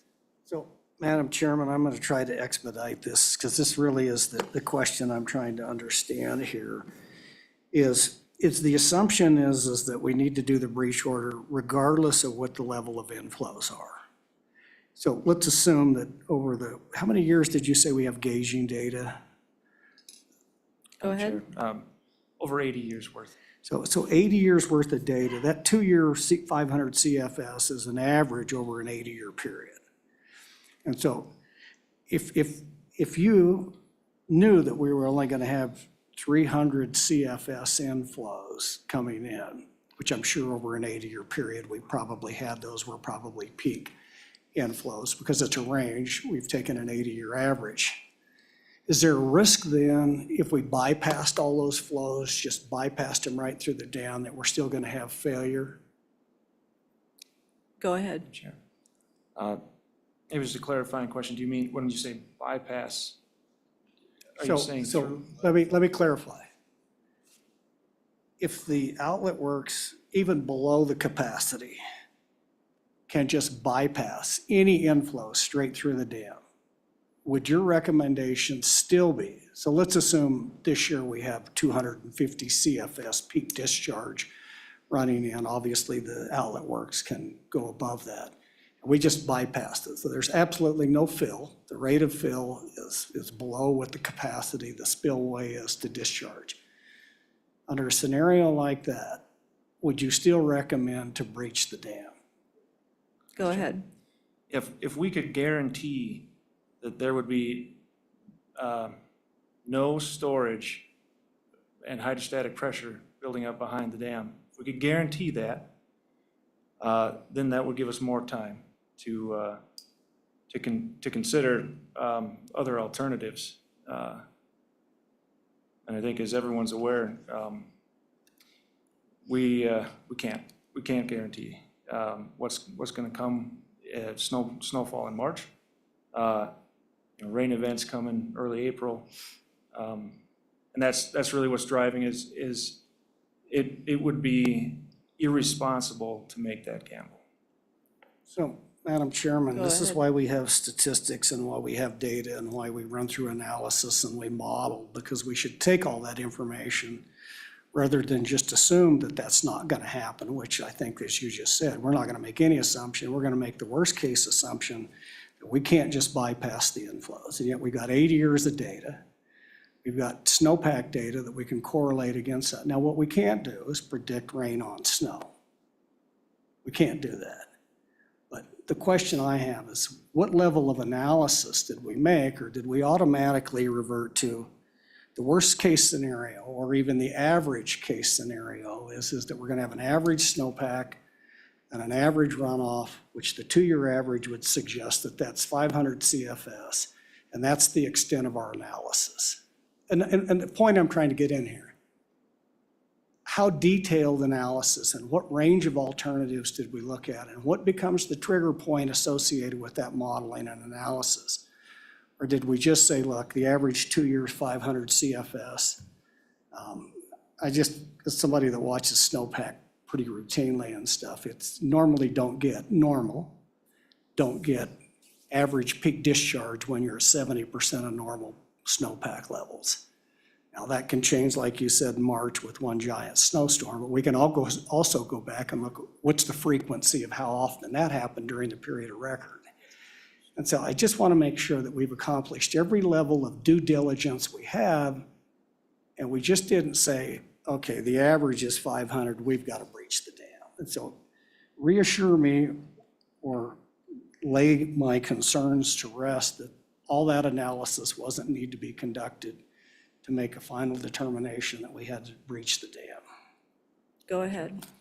Yeah, actually, we go back to, in 2021, we went through a very thorough analysis of the existing dam, and given the hydrology and given the capacity outlet works, depending on where we might try to maintain an elevation in that reservoir, what's the probability that we would exceed the restriction, which is what we were focused on at the time. And so we had, going into this situation, we had hefty analysis already at our disposal to say that, even if we try to maintain a 5420, we've got a 10% chance in any given year that will fill to the restriction. And it ultimately comes down to, what probability of a failure are we comfortable with? And standard in dam safety with a high hazard dam is we wouldn't be comfortable with more than 1 in 1,000. We don't want a chance greater than 1 in 1,000 of this thing failing. And just for comparison, when we talk about we exceed the capacity of the outlet works, we start storing water, we have 50% chance of that happening annually. understand the point that in theory, maybe we could look at where are we right now, forecast out what's spring gonna look like. I mean, even if we could do that, if the idea was, well, let's wait to breach the dam until we think we absolutely have to. At that point, we aren't going to have time to get it done. Madam Chair, and if, that was the point that I was going to make, is it does take time to execute the breach, and that's one of the issues that we face. Particularly, I think we're seeing more and more of our bigger snow events occurring in the spring. Runoff could occur very quickly, especially if you get rain on top of that. In order to react quick enough, I don't know that we have the time. I'm not convinced we have the time to do the demolition before the runoff occurs and increases the risk of dam failure. Okay, we've got hands going up everywhere. We'll let Senator Hicks do his final follow-up, and then we'll go to Summers. One follow-up. Madam Chair, just one follow-up, and I understand the timing, and that's a legitimate concern. You can't just make a determination in 2 weeks, mobilize a construction company and do all that. That's an absolute legitimate concern. It just,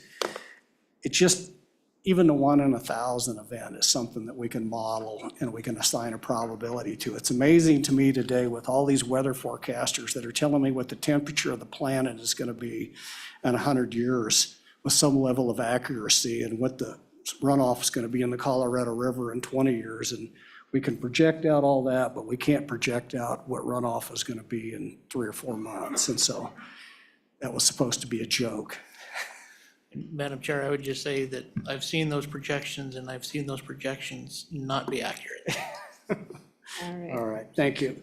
Representative Summers, then we'll go to Nyman. Madam Chairman, thank you. Just real quickly. So was this done on a 100-year event, 1,000-year event?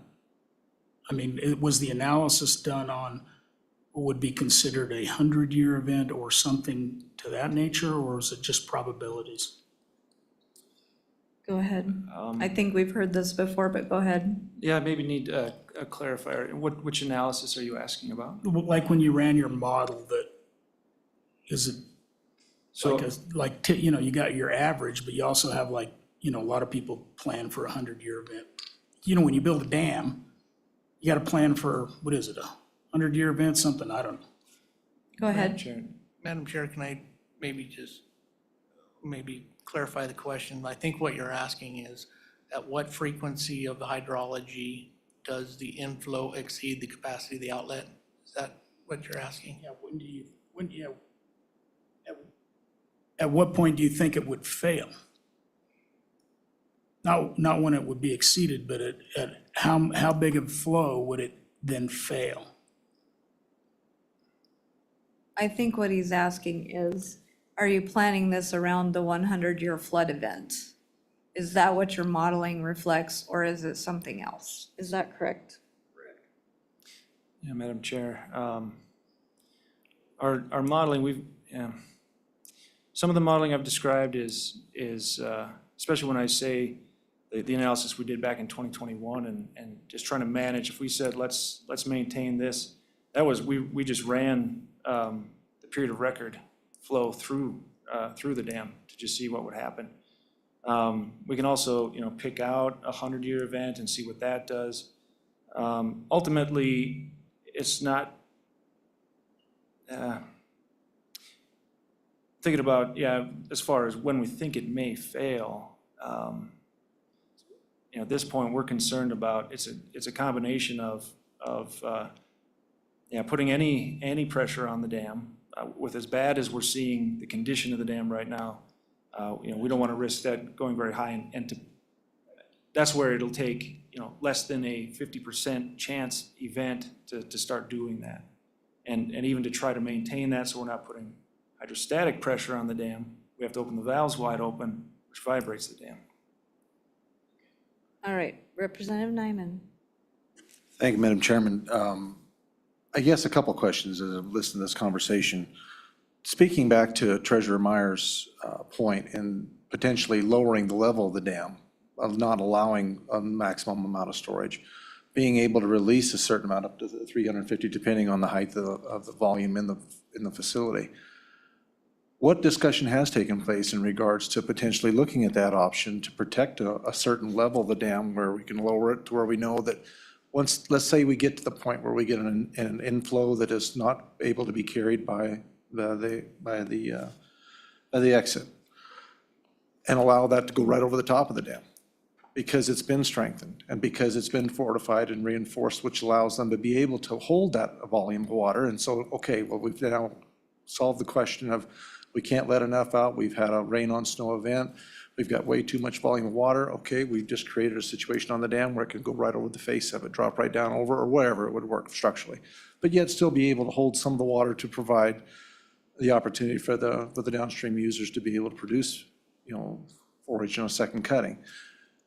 At what point in this conversation is that even going to take place, or can these folks ever expect that part of the conversation to take place? To look at those options and say, we could actually figure out a way of manufacturing a way for this to be able to clean itself, to go over the top, not hold too much that it would require a full, explosion of that reservoir, and yet still be able to manage at a lower level because of the strengthening. I mean, I think as I've listened to the conversation, that's the one that's made the most sense to me in the long term, depending on how long it's going to take to rebuild this dam. And so, and then the other question I would have to Director Gebhardt, if you don't mind, Madam Chairman, is this bill that we're looking at right now, what would, if this bill would pass and had been in force, how would this have affected where we are right now? The language in the bill, the way it's written, where would we be at that we're not at right now? And what would be different in the process if this legislation was in place? And put it in the light of the Laprelle situation we're facing right now. How would this legislation have either made it worse, made it better? What's good, what's bad about it? Where would we be at if this had been passed in the process? Okay, Mr. Roush, let's go to you first, and we'll give the state engineer a little bit of time to think on his question. So go ahead. All right, thank you, Madam Chairman. On the question of alternatives to breaching, we've talked through some of the examples before. I can go into more detail on those if you'd like. More specifically, let's say a question of could we bring concrete in, fill in between the buttresses, strengthen up to some elevation to provide some level of storage. Those kinds of alternatives were considered through the process, and got us as far as to questions of, well, how much concrete are we talking? Looking at the timeline that we have. So the inherent assumption here is that whatever we do has to be in place before April 1st. So that's the timeline we're working on. Numbers I have on top of my head are, we've been talking about bringing the dam down to an elevation of 5,400. 5,400, we've got nominal store, 1,600 acre feet. Just the volume of concrete that would be required to fill up to 5,400 is 24,000 cubic yards of concrete. And just a quick look at, as has been mentioned, we're moving beyond 30% designed for a roller compacted concrete dam to replace the existing structure. The cost range estimate just for a cubic yard of roller compacted concrete, somewhere between $500 and $800 per cubic yard.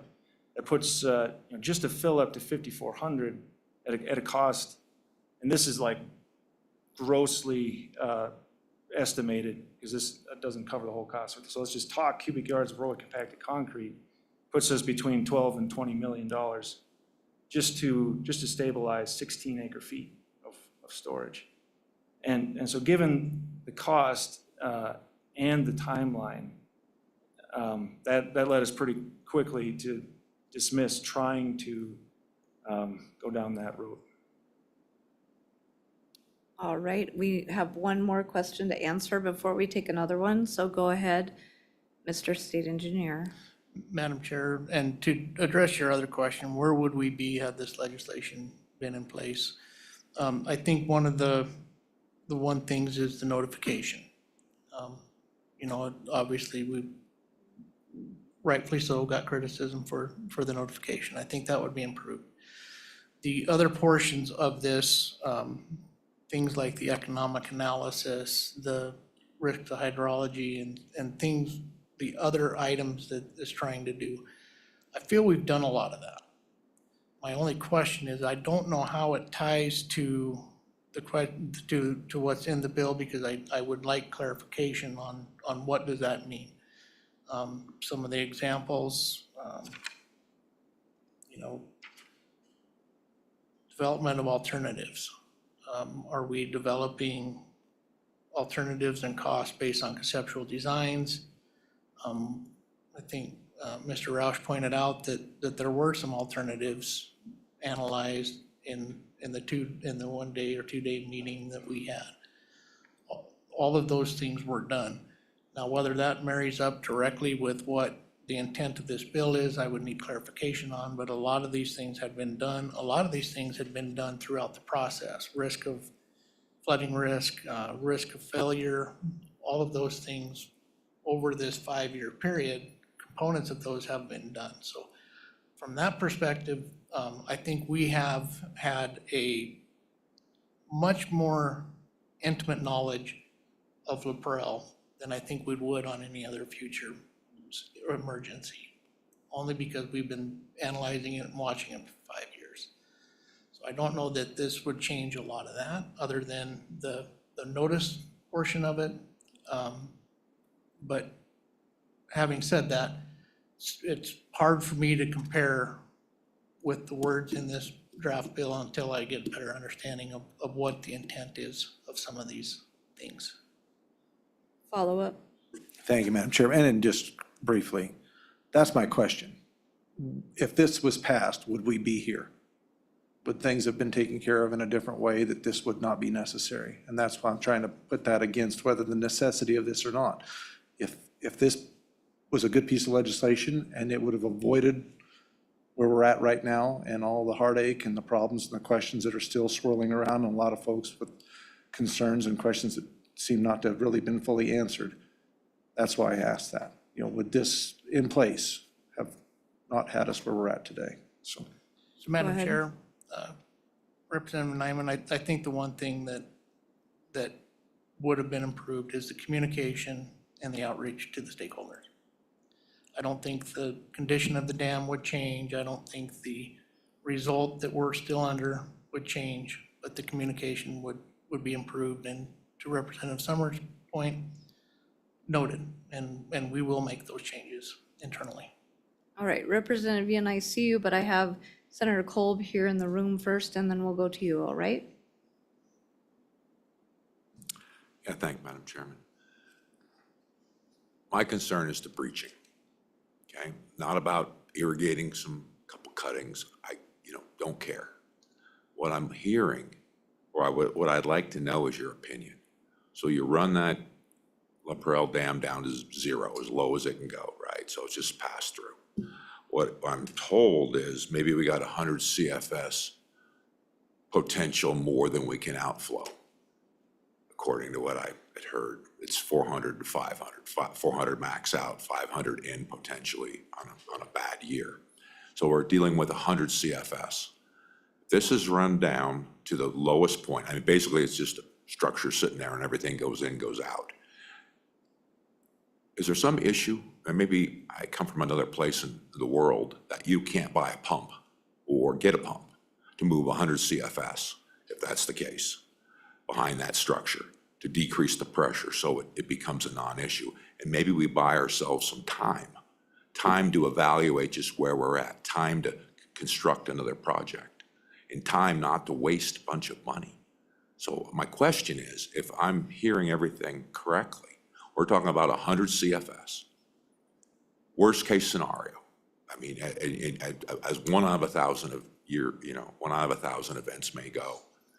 So what would be wrong with trying to save the structure? I mean, at this point, I'm just looking at that as a bottom line for safety, to make sure we don't have to breach the dam, we don't have to expend a bunch of money. And why couldn't, or what stops us from dealing with 100 CFS, if it happens, and I say if, because I think the odds are 1 in 1,000, according to your own, statement. So is there any way to mitigate this so we, with barring any of these other conversations about some storage that we could use, saving the structure without breaching it and having some degree of safety better than 1 out of 1,000 or 1 in 1,000? That's really my question to you, sir. Thank you, Madam Chair. Go ahead, Mr. Roush. And forgive me, Senator Kolb, I maybe didn't explain clearly. 500 CFS has a 1 in 2 chance of happening. And we can go up from there. And if that satisfies your question or maybe changes it, we have a 50% probability of that happening. So to, I guess, entertain the question and find a way to bypass 100 CFS, in order to pass the other 400, we still have to fill the dam to full, which is far beyond we would ever want to see. And ultimately would be, in my opinion, entertaining the question, that would set us up for a catastrophe. Madam Chair, if I may just add on, just to put this into perspective, in 2016, the inflows to the dam were over 7,600 CFS, and the capacity of the outlets, even at full, is 400 CFS. So if your inflow exceeds your outflow by about 7,000 acre feet, that dam fills in roughly 24 hours. Follow up? Yeah, just to be clear, I don't know how this dam designed. Okay, I don't know. I assume when you're talking about the inflow to outflow, you have a way of just draining it before it fills up at all, not waiting to hit some sort of level where there's an outflow works. There's some underground way of draining said structure, or you're saying there isn't. Basically, we're stuck with a structure that fills up and it has to fill up to a certain point before the outflow work. And I haven't seen a picture of this. I'm trying to understand this. I can't believe how anybody would design such a dam without ability to do what I just said, but I'm not a dam expert. I'm trying to understand this for the benefit of all the people here and for my constituents when they ask me what in the heck I'm doing. And so forgive my ignorance if I don't understand this, because I have never seen the drawings of this structure. But if you could, that was my question. That's why I framed it the way I did. And maybe I'm just wrong. And that's where I'm coming from. Thank you, Madam. All right, who wants to take that one? Madam Chair, I will start and All right.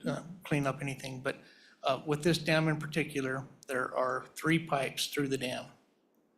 The capacity of those pipes vary by hydraulic head on them. So they can only pass a certain amount. And the sizing of those, the most they can pass before the dam spills is 400 CFS, roughly.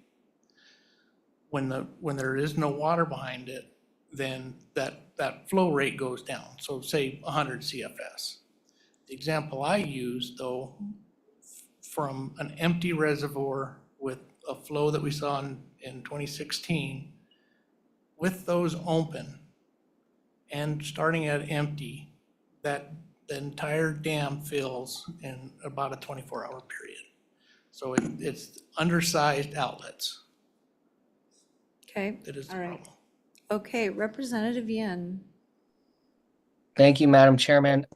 So I remember the presentation that Mr. Rouch gave during the WWDC meeting that was before our select water meeting. And I thought it was really enlightening in the fact that the dam isn't at risk of failure, it is in the middle of failing. And so I guess all of these questions really need to be centered around what is the risk of catastrophic failure, right? Like what's the risk of we flood downstream? I was wondering if Mr. Rouch could share those slides, because I think, one, I'm already starting to forget all of the things that I learned in those slides, even though I do distinctly remember being convinced that this was the only way out. But we're going to have to be able to share this with our colleagues down the road. So having those slides would be really useful if Mr. Rouch could share them. Thank you. Yes, I believe we shared them at the last meeting, but Eve, could you please send those out again if you have them? Thank you very much. I think before we go to you, Senator Hicks. I'm going to let Senator Boner weigh in. This is in his district, and he's been waiting patiently for quite some time. And so I just would like to give him an opportunity to speak to the committee or ask questions of the state engineer. Well, thank you, Madam Chairwoman. I appreciate the opportunity. Certainly got more than a few of my questions in during some of the public meetings in Douglas relating to this issue. So I appreciate the committee's work and their questions as we kind of wrap our heads around this challenge. A lot of our efforts over the years, thinking, the way that we've worked, Senator Steinmetz and myself with, aging irrigation infrastructure, for example, all this is meant to prevent what has happened in La Perelle and in Goshen from happening to other folks throughout the state. So I think that this bill in particular is worth considering, and whether we do it through legislation or through rulemaking, once again, the drawback of not having adequate time to consider these really important decisions is that things fall through the cracks, as I think we heard the director acknowledge with the lack of communication here. And I understand everybody's doing their best. But I wonder if this bill would help, at least as we consider and get more information about what that rulemaking process may look like through a state engineer. If I think this bill has a lot of good concepts that could really flush out and at least explain all the risk analysis that goes into this decision. Is it just a life safety issue? Are there economic considerations that get put in there as well? And just the back and forth we've had over the past hour or so, and this committee's had with the folks who made the decision or helped make the decision, I think it's been really beneficial and helped. It always helps me to better understand all these the intricacies of these important and very technical decisions. So as far as the bill draft goes, I could go on for a very long time with all the challenges associated with this situation and the way it impacts our community here in Douglas. And I think Representative Strzok hit on those probably better than I ever could as a member of the district. But I just, if I'm going to focus on the bill draft, I think that there's a lot of important concepts here. And I think it's important that we take these lessons learned and make sure that we can mitigate these unfortunate situations to the best of our ability moving forward. And so I appreciate the committee's work, and I'll certainly stand for any questions the committee may have of me.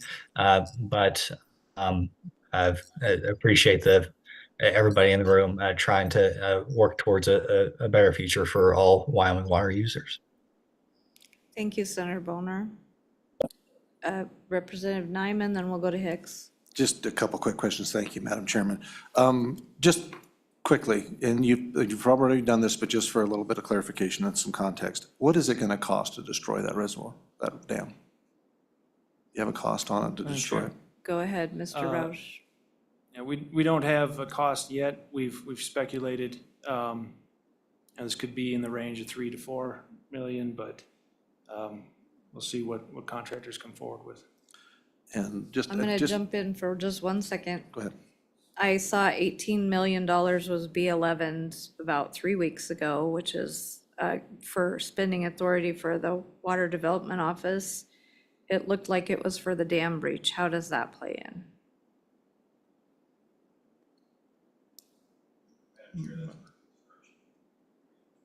That's for reconstruction. It was just one of the payments. It's not for the, okay, go ahead. Madam Chair, if I could just add on to that I believe, and Jason could correct me if I'm wrong, but I believe that the demolition is part of the overall project that has been being planned currently. So I believe those costs are already associated with the project. Okay, go ahead. Yeah, Madam Chairman, just to refine that, what the question is because partial demolition was always part of the project anyway. So what's the additional cost associated with just the breach on top of what we were currently planning on doing with the dam anyway? So the conceptual design was to do partial demolition of the dam. I believe it was to take down a lot of that and then leave some of that infrastructure in place and then construct the new dam. And So now we're talking about the breach is obviously we got to be at the bottom of the dam. How much additional money above and beyond the cost to breach it versus what the preferred, or at least the alternative that we were looking at before? Madam Chair. Go ahead. Senator Hicks, a little bit of speculation. I can tell you that at the 30% design, speaking specifically to the dam decommissioning, we'd estimated in the range of 1.5 million to get that down. And I can tell you that really what we're talking about removal today for the breach order is not significantly different from what we had envisioned at that time. Ultimately, getting the structure down to where it's passive flow, there's maybe some difference in details, but the difference in cost that we anticipate really being driven by the urgency here and winter construction. Okay. All right, thank you. Back to Representative Nyman. Just a context too, I mean, Mr. Roush, how many dams does your company Respect work on? I mean, how many have you been involved with? Go ahead. Chair? My company has worked on several dams. I would have to say that my experience with dams, certainly of this size, are limited to the last 5 years with Laparelle. Most of what I'm describing and explaining today, I've been along with the team for all of this. I feel like I understand it well, but it's really the HDR team is the engineer on this, driving design and much of the analysis. I've done most of the hydrologic analysis done myself, but ultimately the structural analysis, constructability analysis, really driven by HDR's team. And on that team, HDR is, I think, known worldwide for their dam experience and expertise. Folks remember the Oroville Dam in California, the issues with that spillway. HDR was called in to take care of that. The folks on the team specifically considering our options for dam,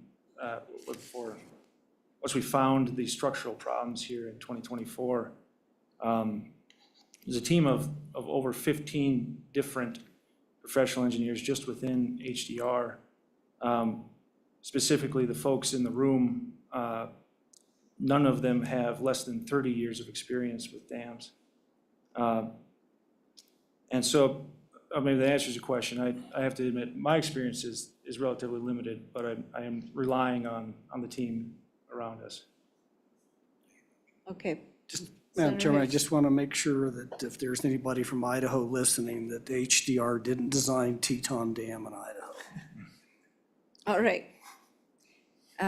Senator Ellis. Thank you, Madam Chair. I've been reading this bill a few times over, and it seems really unique to me. It reminds me of like a NEPA process where people get a vote at the end. Are you familiar with any other state that has this? I understand the need for maybe some language about notice, but the rest of it reads like we're going to develop some kind of NEPA document, then have an alternative process that the only handful of people get a vote on. And I'm just trying to get a sense of like if this is something other states do, if you're aware of it, or is this something somewhat unique? Go ahead. Madam Chair, Senator Ellis, I don't believe any of the other states do. One of my concerns with some of the things in this relates to just that, the vote portion and potentially hindering our eligibility under the National Dam Safety Program. I have a long list of questions that I'd like clarified, but that was one of the points that I wanted to make, that the way I read what's currently in the bill, I do have concern that it could impact our eligibility. And for that reason, I would assume that no other states do have a vote like that. There's only one other state in the nation that is not part of the dam safety program. So excluding that one, I would just assume that a vote is probably unlikely in their statutes. All right. Is everyone good? Okay, So if you had some brief comments, we're running well beyond what we had anticipated today. So if we can get some brief comments, or you can provide them to us in a handout. I don't know if you brought one or. Madam Chair, I didn't bring a handout, but I'll try to be very brief. A lot of my concerns are more clarification, exactly what it is, because things like environmental analysis, that can mean a whole host of different things. What level of environmental analysis do we include? Do we then have that as part of our expertise in-house? Do we need to go out and make these procurements? If we have to go seek this expertise, we have to go through the procurement process. Do we have the funds to go get these? And that pertains to multiple things. The hydrology, the risk alternative element, flooding risk, basically all the things listed in here, the economic impacts. To what level do we need to do these? And that's vague to me. I would need a lot of clarity. We would have to fill out, as you know, a fiscal impact.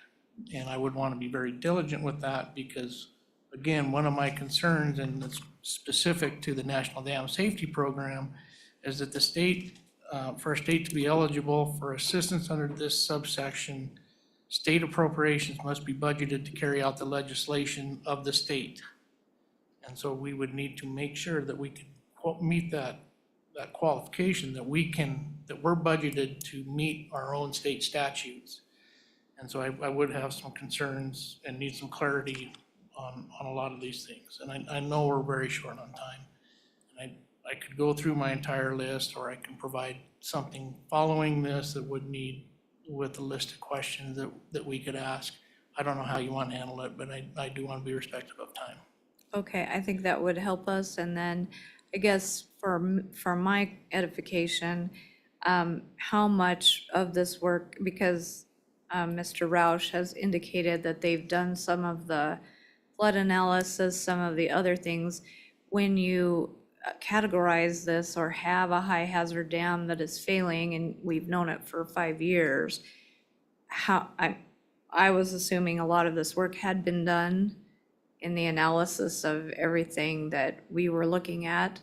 And then also provided, I think one of the big issues we have here is that this information was not provided to the shareholders of the irrigation district. And so for them to actually understand what was happening, and I know we've been over this several times as far as information. So in fact, when we were on the call with the governor's office on the day the breach order was issued, because that's when I found out about it, and that order was actually being issued while we were on the call, that we asked about the flooding without the dam, because regardless of whether we have a dam or not, I obviously we would have a flood surge if the dam broke, but there's still going to be the same amount of water running down that system, regardless if it comes in a 24-hour period. We're still going to have the same amount of water running through that system, and there will have to be some level of flooding even without the dam there. I mean, we all recognize that a fifth grader would know that, right?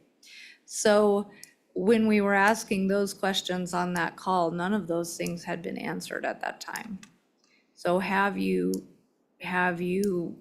figured that out? I mean, we're searching, we're grappling for more information, I think. Madam Chair, and I forget all of the questions, but we have been working towards that. I don't know that we have run, there has been some analysis on the flooding. I know that through the permitting that I believe Pete and your team has done some modeling for just the hydrologic flooding for that. So that is being developed as we speak. Some of these other things, I don't remember exactly what they are. Economic impacts, I don't know what those are. I don't know what it is the legislation's asking for. We don't have economists, but clarity on really what does it mean? Does it mean the economic impact, who owns the dam? Does it mean the economic impact of people not being able to use the water? Those are some of the clarifying questions types Well, of things that I would have. Yeah, and I could clarify that. For example, when GID, the tunnels collapsed, they estimated, and the University of Wyoming and SARIC helped with that. They estimated it to be $10 million a day that the water wasn't in the ditch. So I know there are people that can do that. They did it for us in a very short amount of time when it was an actual collapse and a, catastrophic failure. So just some of this is coming from past experience where we've had to figure this out fairly quickly in order to try to secure some funding for a temporary repair. And that's the other part of this that I think is extremely important, is in analyzing whether a temporary repair of some sort would be economical, because until you look at the entire picture and until you look at the environmental, the economic, all of that, you don't really know. I mean, yes, what you're talking about with concrete, that's a lot of money. But when you look at not having water for 10 years, what does that look like in the big picture? If it could be 10 years down the road. Go Actually, ahead. if I may, we did do a light economic impact analysis in 2020 when we started this project. It was in the context of assuming that we'd be pursuing federal funds and looking at cost-benefit ratio. Off the top of my head, I could tell you from that, an annual impact, economic impact from no dam in 2020 was in the range of about 3.5 million. And there's more information with that report. We could probably make that available. All right, thank you very much. So yes, I think a list of your questions and concerns would help us, and then we'll just continue to take some public comment because folks have been waiting quite a long time, but we do appreciate your work on this. We know it hasn't been an easy decision, and we know we can all do better, so. All right. With that, we'll take any public comment we might have today on this bill of breach orders due process. Is there any public comment? Madam Chair, before I leave, Yeah. just to address a couple of things I heard before. One, discussion on potential for groundwater. I just want to make the committee aware that we are having internal discussions on what that would be, how could it occur, that type of a thing. So that is something we are working on.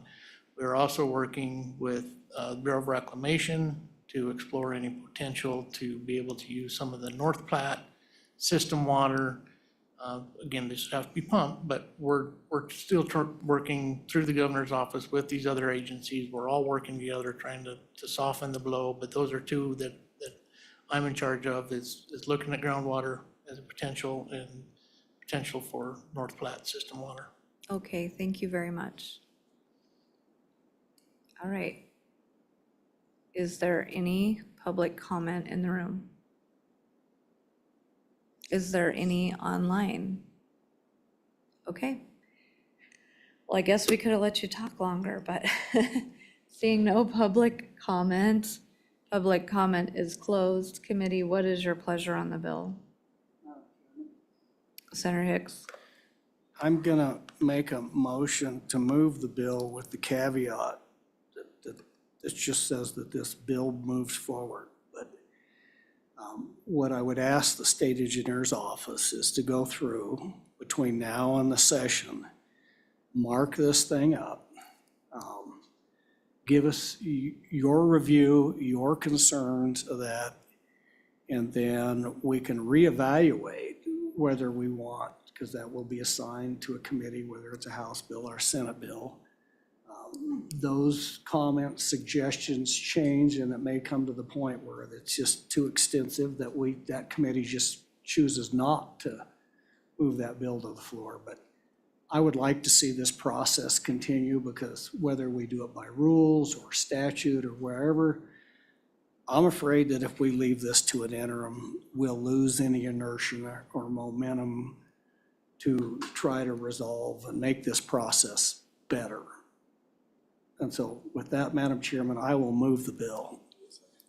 Moved by Hicks, seconded by Nyman. Discussion or amendments? Go ahead, Senator Ellis. Thank you, Madam Chair. In its current state, I'll be a no. I have always resisted bills that insert a new NEPA process into our statutes. I think, if this bill continues to advance, the thought should be a notice requirement regardless. And then from there, within how much timeframes, unless there's an emergency where it's waived, but they still have to come up with maybe findings of fact. And then I'd get rid of most of the language on 3 and 4. And the reason is this: I practice law in this area. NEPA, when it was passed in the 70s, was intended to be a look before you leap statute. And you see this analysis being limitless in some cases, and it's litigated. So I'm guessing if I were to visit with the state engineer, some of the things I'd flag are probably similar to what he's flagged. I think there's some confusion in here about, or just talking about what's a public meeting. This shall be a public meeting, but not a public meeting. I don't understand that on page 3, lines 13 and 14. And then just the notion of voting on alternatives. Because these impacts don't just affect the people in the immediate area. I think it affects a larger population. And so I think that ignores the fact that this isn't just a county problem or, unique to these water users. It's a statewide problem. I mean, we're talking about it today. And I appreciate wanting to hold the state engineer's feet to the fire, but I also am trying to balance that with our job to move good legislation along. And because of the dangers I see of just the similarities with NEPA, that's why I'm going to be a no on this bill. All right. Representative Summers. Madam Chairman, I've got a whole series of amendments if we go forward with the bill. Otherwise, I'm a no on the bill. I believe I've heard from the state engineer that he would develop rules to govern this and create a better process, which is good enough for me. I don't like, I think we got too much specificity, and we hate regulations and then we create more regulations. And so if we go forward with this bill draft, then I'll probably bring up a whole series of amendments. All right. Go ahead. Madam Senator Chair, Ellis. thank you. Sorry about that. One last comment. I think that gets to the point of it too, is I don't want our agencies busy worrying about writing the report. I want them being busy fixing the problem. So I just don't want to take away human resources that should be looking at how do we move quickly to address these problems when they're worried about writing a report. And that's NEPA. That's what I see in my legal practice. So that's another concern. All right. Well, the bill's been moved and seconded, so we're on the bill. Are there any amendments on the bill? Madam Chairman, I will make one amendment, and it's going to be very long. Okay. And so it would really go to page 3, and it would start with Romanet 1. And I will read off what my 1 through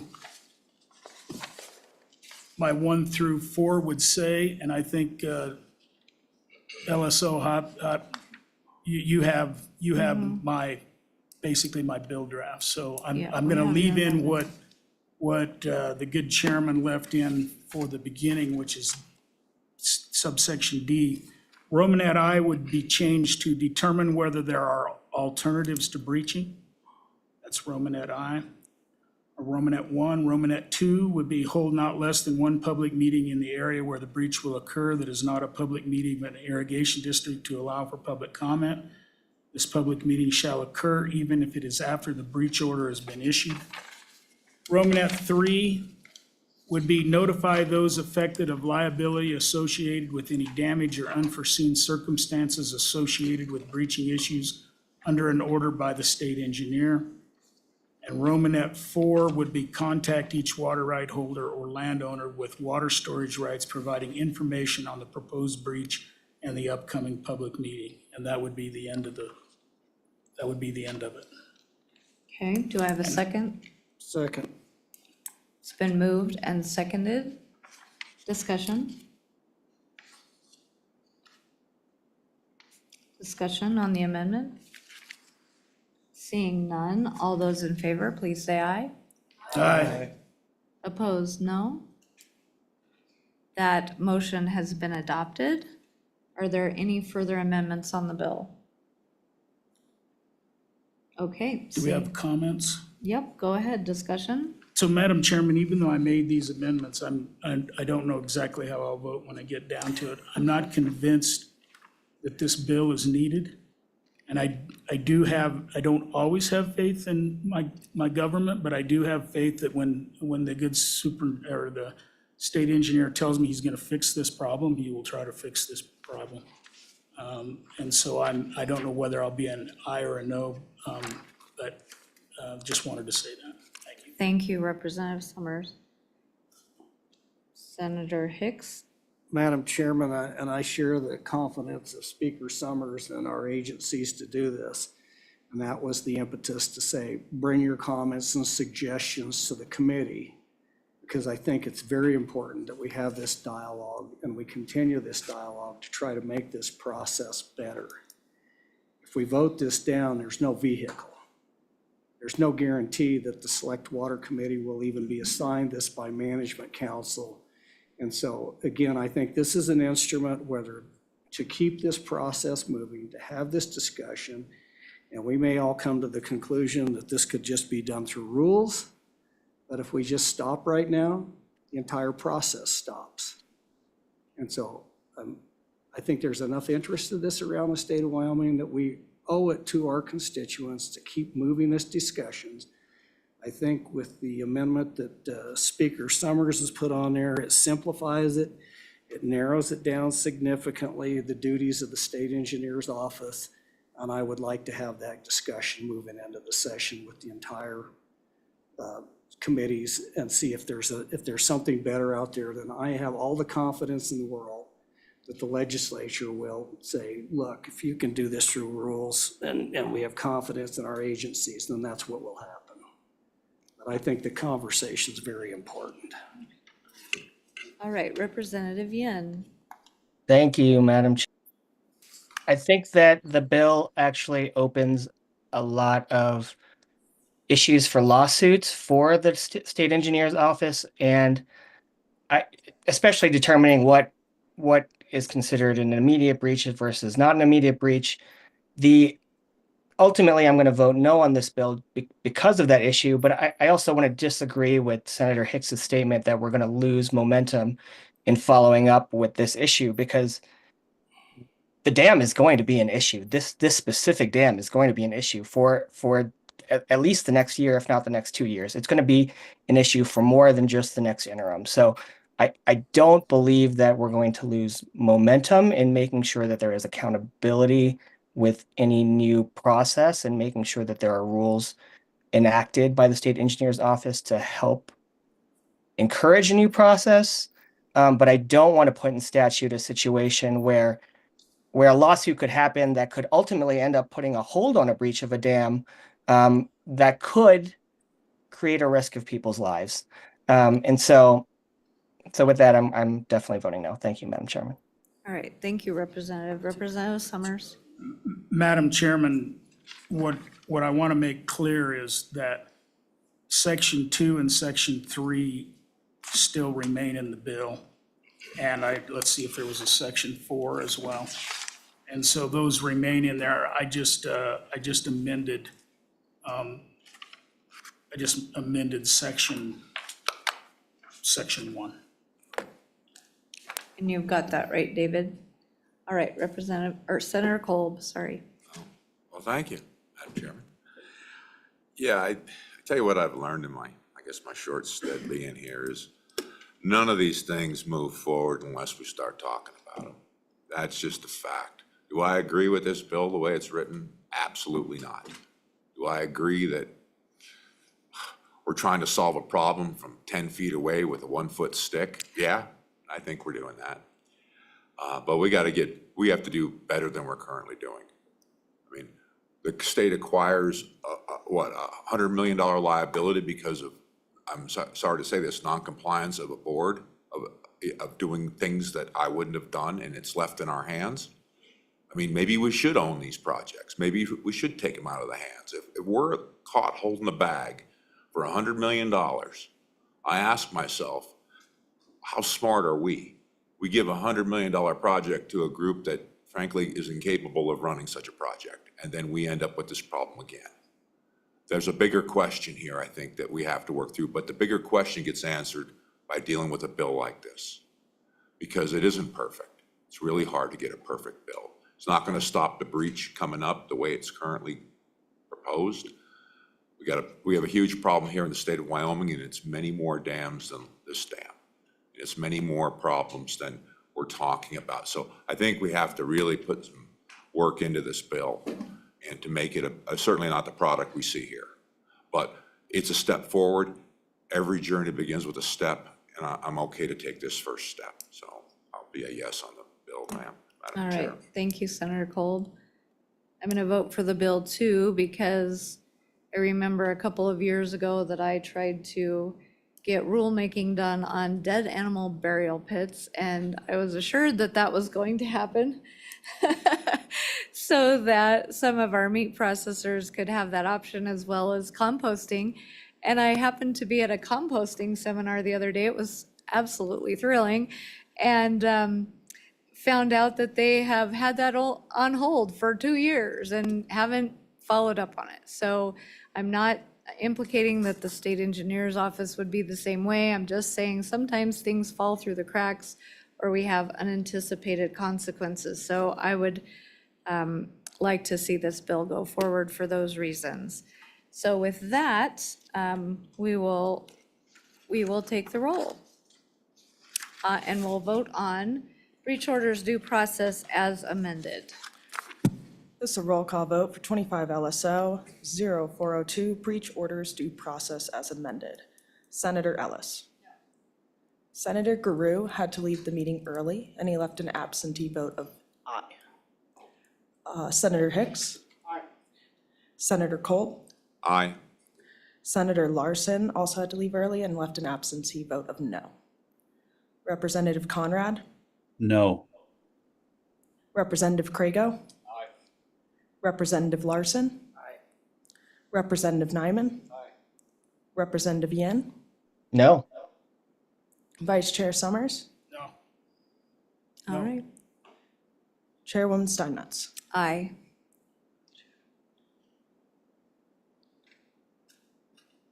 Seven aye, 5 no, Madam Chair.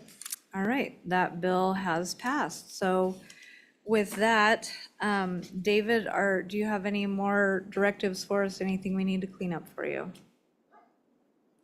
No, Madam Chair, but did you want to go through the bills and assign them to houses now or do that?